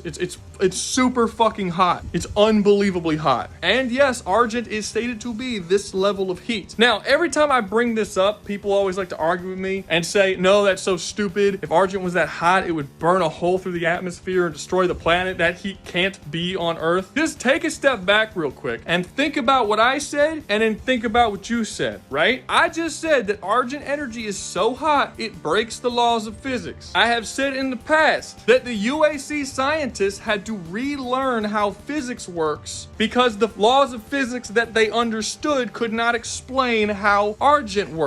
Right? So why the fuck are you trying to use physics to prove wrong how Argent works when it's directly stated multiple times in the lore it doesn't follow physics? Also, you motherfuckers are so hypocritical when it comes to this shit. Y'all will argue up and down that Argent can't possibly be that hot because it doesn't affect the world around you. But when you see Star Wars or some shit and y'all claiming that a Star Wars lightsaber is fucking 30, 40, 50,000 Kelvin, you're not gonna also say, well, if it was that close and they held it up to their face, they'd fry the side of their fucking face off. Y'all don't take that shit so literally, so why are you taking literally in Doom, which literally states that it doesn't follow the laws of physics? Make it make sense. And so far, I'm only talking about powers that literally every single demon is capable of. If you want to go into the higher echelon of demons, I don't even have to go that high. Azarak from Doom the Dark Ages is not a particularly high-ranking demon. He's not a demon lord. He's not really in control of anything. He's directly stated that he's a young demon who is trying to prove himself to the Demon Council, and it's not working out all that well. But even he was capable of stripping a god of all of his divinity and power. There are basic bitch titans, not demon lords, not demon gods, not Davith, just basic titans that are capable of reality warping across an entire universe. There are titans that are capable of destroying whole planets by themselves. Demons across the board are essentially immortal, capable of bringing their souls directly back and recreating their body once they get into hell to just jump right back out and continue fighting. Some of the more powerful demons like the Icon of Sin or Dreadnought straight up can't be killed under normal means and have to specifically be killed with a crucible, which crucibles have the ability to strip a being of his resurrection abilities and his immortality. And it's so strong that you can't remove the blade from their bodies or else they will come back to life anyway. This doesn't include beings like the Demon Lords, who were literal gods over their own universes and have universe levels of power. They are stronger than the Titans are, supposedly, as far as we're told. And given that there are an unlimited number of universes that have been controlled by hell and by the demonic corruption, that means in theory there should be an unlimited number of Dark Lords to chuck. An unlimited number of universe-destroying beings they can just chuck at whatever other universe they want to fucking dominate. Haven't even gone to the corruption yet, which is probably one of the most powerful corruptions in all of fiction. It is a corruption that constantly spreads across an infinite-sized multiverse, just infecting everything it comes into contact with, turning everything into demons, infecting not only biological creatures, but buildings and walls and gravity and physics of those those universes being an inevitable corruption that no matter what will just continuously spread forever, that was created by something as simple as Davith being mad. He didn't even mean to create it. Like, can you imagine how powerful the corruption would be if he actually wanted to create it and didn't just accidentally because he got cranky? This shit is brokenly overpowered. When you move on to the Argenta faction, every single weapon, with the exception of that one that breaks through reality that I had listed before as Doomguy's weapons, those are all Argenta tech. They're used by the Night Sentinels. They're all magical and over the top and bullshit. All of their weapons are powered by Wraith energy that are literal gods from the cosmic realm. Due to them being from the cosmic realm, a place that also does not follow the laws of physics, that means that most of the Sentinels' weapons don't follow the laws of physics. Wraith swords, crucibles that the Argenta have, because they're not using Argent, they're using Wraith energy, is stated by Hugo Martin that he's never going to say which one is stronger, but they are both comparable. So the Wraith energy should be similar to that of the Argent energy, and they all just have fucking basically lightsabers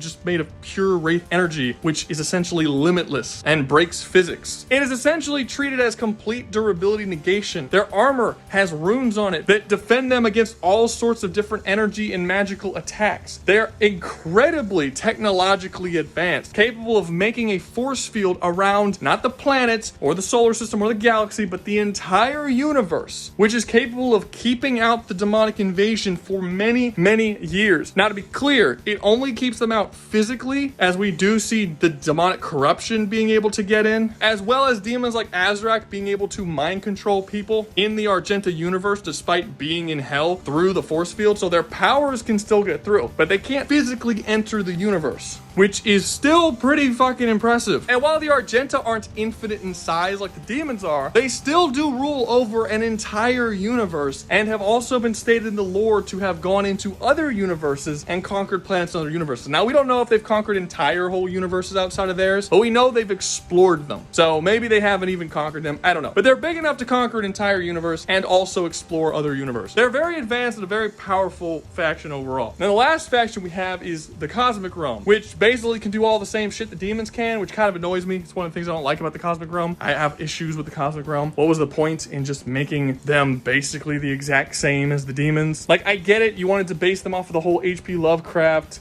Cthulhu mythos, but the demons already were heavily inspired by the Cthulhu mythos. So if you're gonna make another one, you gotta differentiate them, because they both can corrupt people, they both have mind control, they both have like the ability to fuck with physics, like they both do all the same shit. So who gives a shit? But yeah, they basically are the same. The only real difference is that they seem to be able to fuck with reality in a more trippy kind of way. Like when the demons do reality bending shit, it's not weird and trippy, it's more destructive and like they open up black holes that are the size of universes to suck up an entire universe into another universe. When the Cosmic Realm fucks with reality, it's like you're walking down a hallway and then you turn left forever, but you'll never actually go in a circle. It's just like space is weird now. That's kind of how the Cosmic Realm does it. But for the most part, the Cosmic Realm is basically the exact same as the demons in almost every way. I honestly don't know how they're different. Hugo Martin really needs to like distinguish the difference between these two factions, because as of right now, it kind of sucks. But yeah, that's it. Doom overall is a far smaller universe with a lot less moving parts than something like Masters of the Universe. But just because it's less complex does not mean it's less powerful. So now that we've gone over everything that we need to, let's actually get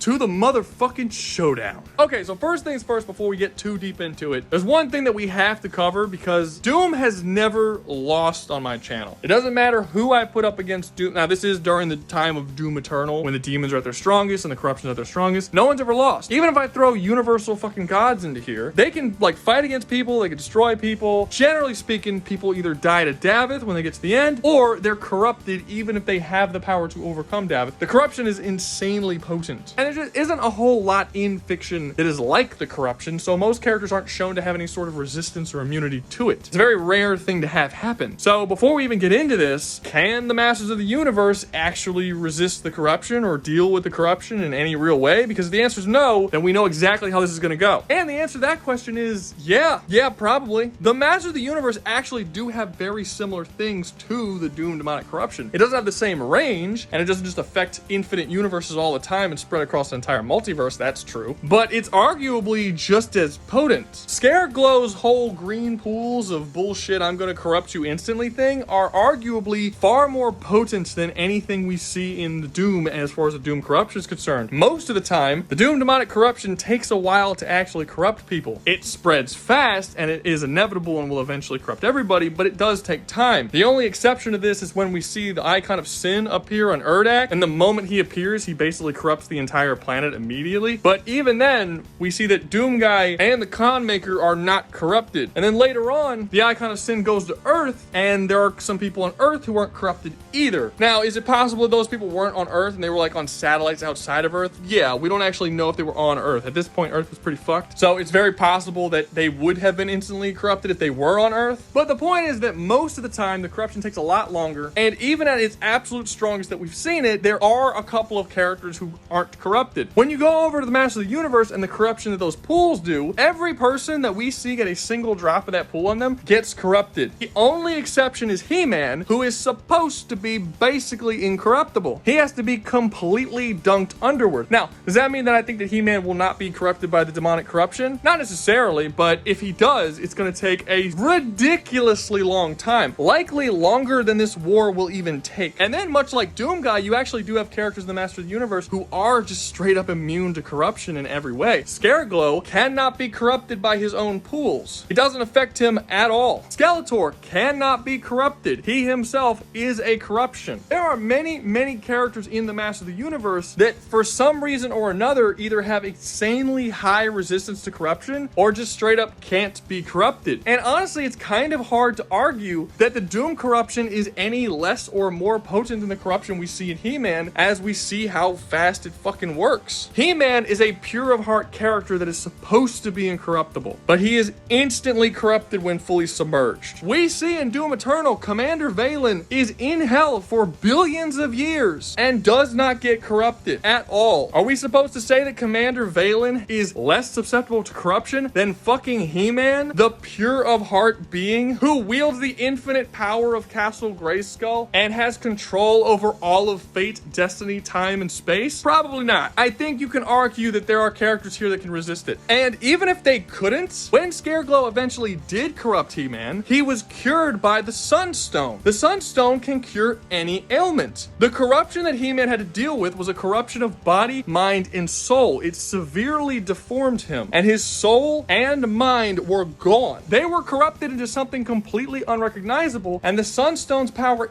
instantly made him back to normal. The corruption in Doom affects the body, mind, and soul and turns beings into demons. I don't really see much of an argument to be had. The Sunstone can't turn the demons back into what they were before they were demons. Or the Sunstone wouldn't be able to just remove the corruption from any universe that it comes into. Now, there is a bit of an issue here, whereas the Sunstone has a limit to its power, and once you use it all, it takes 100 years to recharge it. You have to put it under the sun, and 100 years of UV radiation eventually gets its power back. They have been able to do certain things like pump it full of magic or place it in the center of a sun, and it will acquire its power back much faster, but there is a charge. So I don't think they're just going to be able to use the power and just be like, I want every fucking demon in all of existence to suddenly be cured and the corruption to be gone. No, it doesn't have that much power. It's limited. But they should be able to cure whole fucking armies of demons with the Sunstone before they actually need to charge. Or just save it for like the really important warriors. Like, okay, just in case someone like He-Man or Teela, two of our most valuable MVPs, get corrupted, let's just save the Sunstone. When or if they do get corrupted into demons, boom, use the Sunstone, you're back, go on back to fight. We got the Sunstone here just in case you need it again. And they can basically save anyone they want to save. You also have things like the techno-organic virus, because up to this point, we still don't know if the Doom demonic corruption can actually affect AI or machines. People argue that it can because of the holograms that appeared in Doom Eternal and how they were spouting demonic propaganda, and they assume that's AI and that the corruption did that, but that could just as easily be VI, and they could be spouting demonic propaganda because corrupted humans programmed them to say that. There's no evidence that's AI. All of the actual confirmed AI characters we have not seen be affected by corruption. Not just Vega and Samuel Hayden, both of which are godlike beings, but also the basic bitch AI that Doomguy has in his head during Doom the Dark Ages. It also does not get affected. So I don't think there's any evidence that it can. So if anyone in the Master of the Universe decided to take a techno-organic bomb, chuck it into hell, close the door, and just let that shit blow up in hell, the demons have to deal with that shit. That's gonna start turning all their demons into machine, all the rocks. I don't think there's any grass in hell, but any living or organic shit that comes into contact with this virus is gonna start turning into a substance that can't be corrupted. I mean, shit, all of hell is stated to be a living being. Could the techno-organic bomb eventually infect hell itself and turn that into just one techno-organic creature that will then just start wiping out all the demons? I mean, is possible. I doubt it, because hell is infinite in size and there's no evidence that the techno-organic virus spreads that fast. But it's not going to be something that can just be completely ignored. It's going to start spreading at insanely fast speeds, like covering the surface of whole planets in weeks and just continuously going on forever. They're going to eventually have to stop that shit. And honestly, I don't think the demons have magic strong enough to do it. Masters of the Universe have a much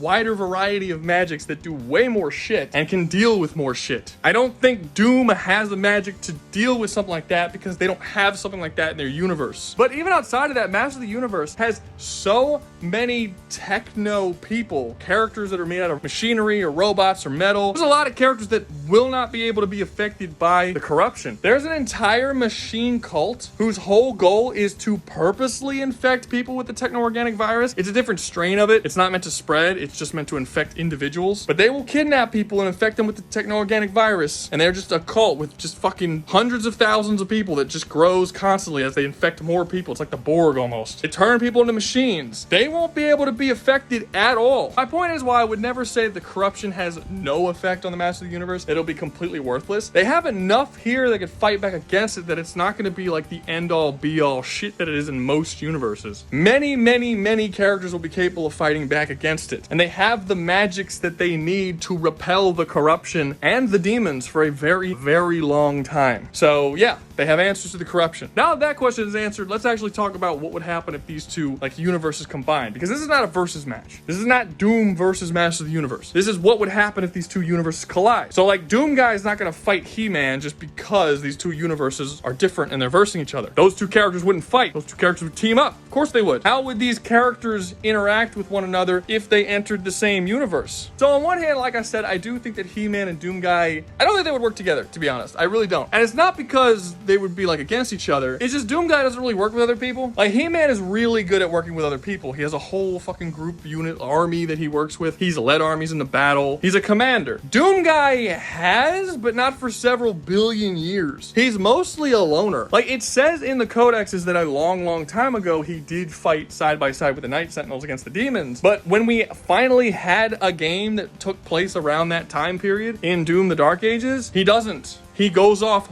by himself at the beginning of the game, in the middle of the game. By the end of the game, he just fucks off to go fight solo. We've never actually seen him fight with anybody. And by the time Doom 2016 happens, it's been billions of years before he's even been stated to have done anything like that. In Doom 2016 and Doom Eternal, he fights on his own. He's more rude and kind of an asshole to basically everyone he comes across. He doesn't seem like much of a team player. He's not the type of character to stand in a room where a bunch of dudes or military commanders are standing around talking about what their strategy is going to be and how they're going to deal with situations. Doomguy grabs his guns and he fucking goes headfirst into the issue to wipe it out. That's his whole thing. I don't think either character is going to become a problem for the other character. They're just going to go about doing things kind of their own way, which is very different. He-Man's going to use all of the assets he has around him, his military, the army, all of his friends, the other Masters of the Universe and the heroic warriors. He's the head of a fucking large army of people, and Doomguy's going to go off his own and fuck up shit. Now, He-Man is kind enough and smart enough to probably piggyback off of that. If Doomguy's rushing towards someone, he might be like, all right, let's back him up with this army. We're gonna all go in. Once he sees how powerful Doomguy is, that he's capable of doing shit like that, he's like, yeah, let's support him. Let's go in. We're gonna fight side by side with him and kind of just go with the wave. But overall, I don't think there's gonna be a ton of coordination between these two characters. Doomguy's just gonna be what he always has been, a force of nature that travels in one direction. And He-Man is smart enough to use that force of nature to his benefit. And He-Man is smart enough to use that force of nature to his benefit when he needs to. I think the actual team up that we're going to see, between the good guys at least, aren't going to be Doomguy and He-Man. It's actually going to be the heroic warriors and the Argenta, the Night Sentinels. Because in the Ancient Gods Part 2, we see that they are still alive. It's a plot hole, and they shouldn't be, but they are.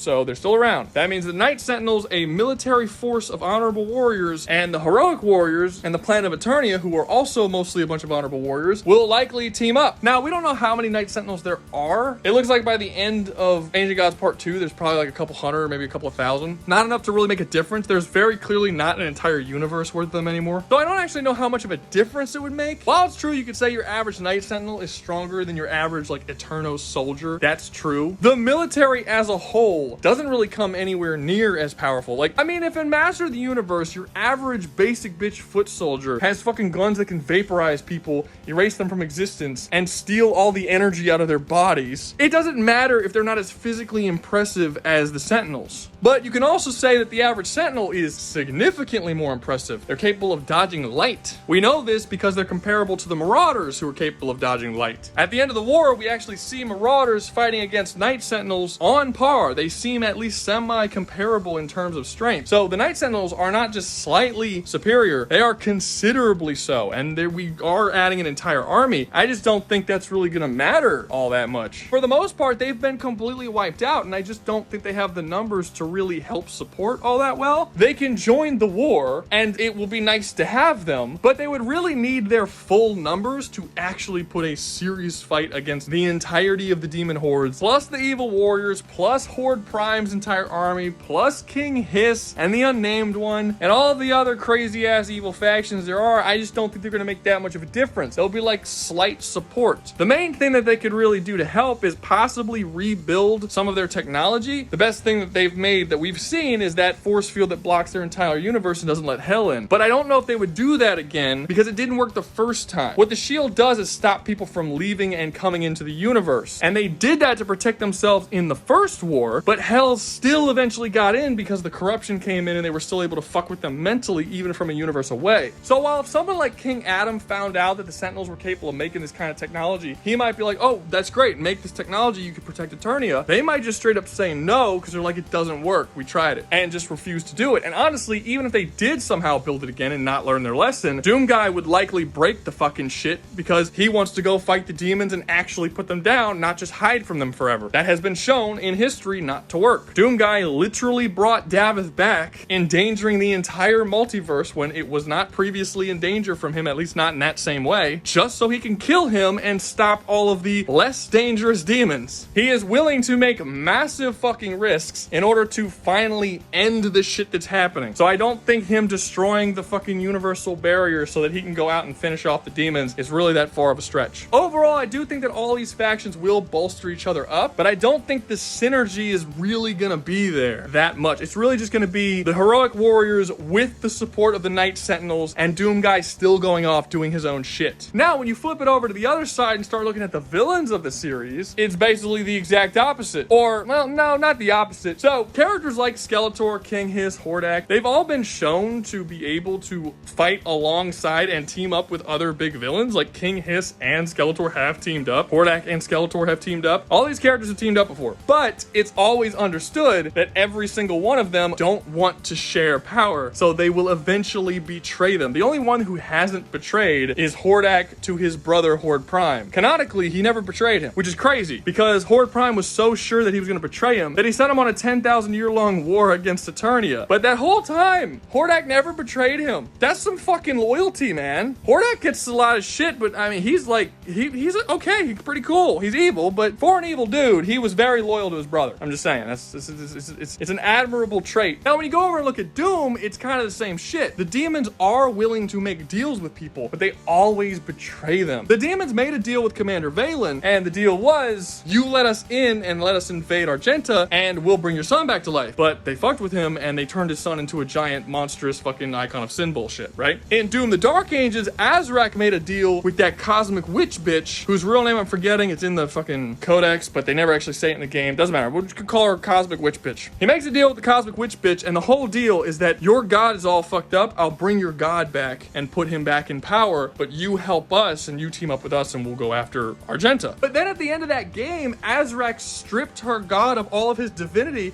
and turned him into a cyborg slave to his will. So he betrayed her. We've never seen demons not betray someone when they make a deal. Literally, the only exception in Doom is Davith, the leader of the demons. demons. He's the only one who kept his word. Everybody else sucks. So that means that when Skeletor, King Hiss, Hordak, when they come into contact with the demons, they're gonna make deals just like they make deals with each other. They're gonna team up. They're like, no, you're gonna help us do all this. But it's gonna be the exact same as in Masters of the Universe. They're all gonna have an understanding. All these bitches are gonna betray each other. The only honest one is David. He's the only one who's gonna like actually stand by his word if he makes a deal with anybody. Which, to be honest, he might not even think it's necessary to. Well, he might, because David can see into the future, so he'll know what happens before it happens. However, in this situation, it's possible that David can't see because Doomguy's gonna be here influencing things, and it's extremely difficult to see what'll happen in the future when Doomguy's there because he alters the future however he wants to with his existence. That was one thing about the con maker seeing those infinite futures. She could see that she would die, but she couldn't see how or who did it, even though Doomguy was like there's no reason why she couldn't. She just couldn't. So it might be a similar situation with Davith, where he can see into the future, he knows what happened. Like, you would think if he could see into the future perfectly, he wouldn't have challenged Doomguy to a fucking fight and lost in the first place. Like, why did he do that? It's gotta be because he couldn't clearly see the future, because Doomguy being there just made it harder for him to see. So all the future sight shit that people have might be unusable simply because Doomguy is involved in some way. But yeah, the basic gist is what's gonna be is that all the good guys are more or less gonna work together. Doomguy might make it a little difficult, but for the most part, he's still gonna work with them, kind of. I mean, he's going to be on their side, not necessarily work with them, but they're all gonna be wanting the same thing and on the same page. The villains are not. They're gonna want the same thing, but all of them wanting the same thing is going to be contradictory to what the other ones want. So like, I want to rule the universe, and he wants to rule the universe, and he wants to rule the universe. All these people want to rule the universe. So we all do want the same thing, but we can't all have it at the same time. So it's like, we'll team up, but for now. And that's basically how this is gonna pan out. From this point, there are so many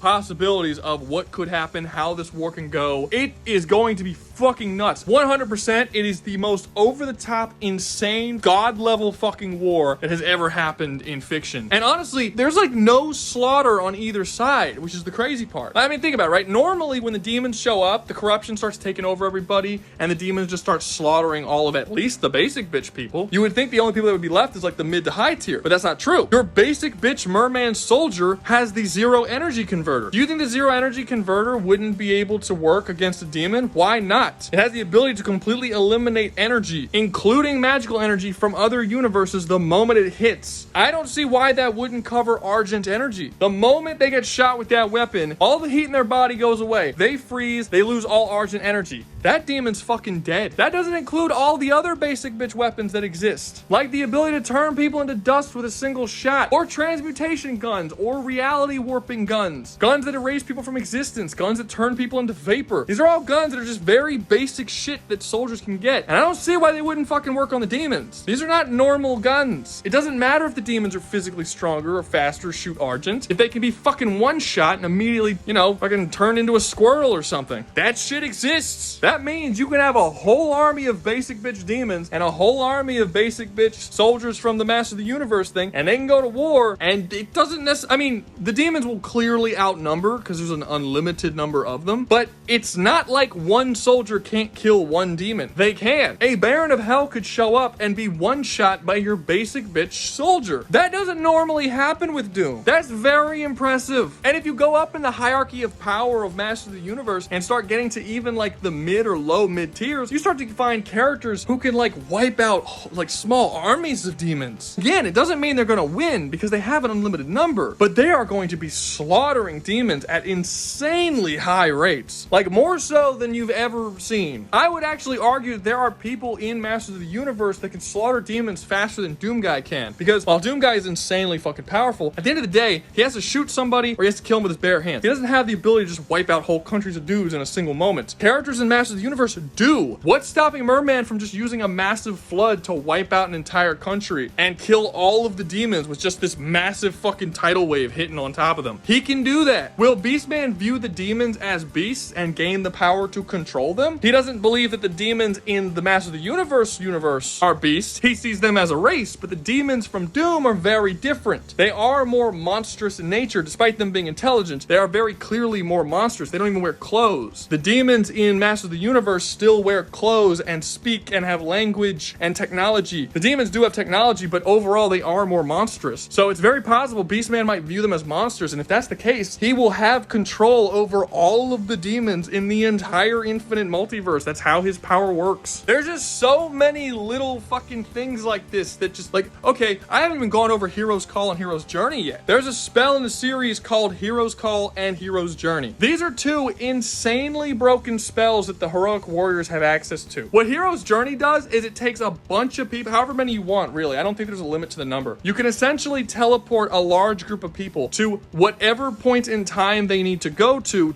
overcome whatever enemy they need to overcome. This one I don't think will be all that useful against the demons, since the demons are timeless beings and changes in the timeline don't affect them at all. If something happens to them that to alter them, like they gain some form of technology or gain some power or something, doesn't matter where in time you go, they're going to have that, because they just are however they are throughout all of time. However they are in the present, that's how they are everywhere. That's just kind of the way the demons work. So I don't think that's going to work. But Hero's Call most certainly will. What Hero's Call does is it goes across all of time and takes all of the greatest warriors when they are in their prime and then summons them to one specific location. That means, in theory, they can use it in the Doom universe and they can use it in the Masters of the Universe and have all of the greatest warriors from both show up. You could potentially have more than one Doom guy if you want. There are multiple Doom guys in multiple timelines. We actually know there are multiple Doom guys in multiple universes. So technically, in theory, if you wanted, 10,000 fucking different Doom guys from different timelines and teleport them into where you are, you can do that. That's something that exists in this universe. That is fucking broken. But at the same time, when you go over to the villain side, they got just as good as shit. If Skeletor wants to do a spell that immediately teleports all of those Doom guys into another hell dimension, he can do that. He's done it before. You can say, well, what about the whole Doom guy being able to will things into... He does. He has the will to be able to do that, but he doesn't control when that shit happens. So like, for instance, at the end of Doom 2016, Samuel Hayden was able to trick Doom guy and throw him into hell. His will did not get him out of that situation. Now, with his will trying to fight to get out of hell, he has been able to escape from hell several times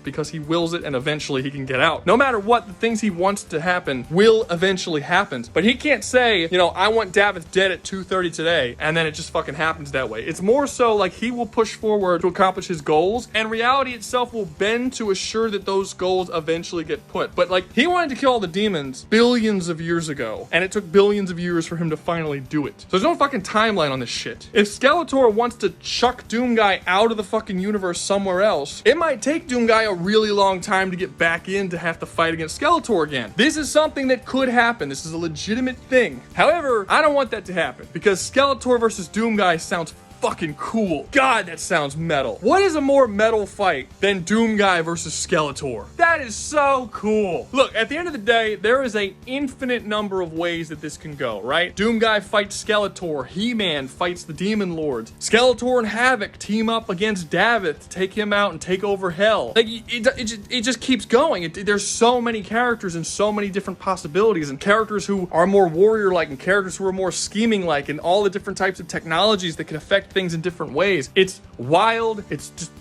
so many possibilities. By the end of the day, I have to end this video eventually. And the fact of the matter is that the Masters of the Universe has everything that they need to deal with anything the Doom universe can throw at them, specifically the demons. There's really nothing the demons can do other than just insane levels of power that Masters of the Universe doesn't already have. But that already has a natural counter by putting Doom guy in here. The Doom story currently has an ending where Doom guy rose up, defeated the demons, defeated Davith, and locked them in hell. He dealt with the problem. If you look at the Masters of the Universe story, everybody fucking dies, but eventually Eternia was saved. He-Man passed on his legacy and power to his son. Teela became a goddess, and like everybody just kind of moved on from the normal story. Skeletor lost. He's still out there in some form or another, but he lost. Hordak lost. Horde Prime lost. They all fucking lost. So He-Man, through great sacrifice, is capable of winning the story of his own series, and Doomguy did win the story of his own series. Team them up and put them up against the villains, they'll likely win again. Things will definitely play out differently, likely far more epically, but I still think at the end of the day, you're probably going to get relatively similar conclusions with the good guys winning and the bad guys losing. Honestly, the most interesting conversations here to have don't involve the good guys at all, and are really about how the bad guys interact with each other. Like, Azarek's not here, right?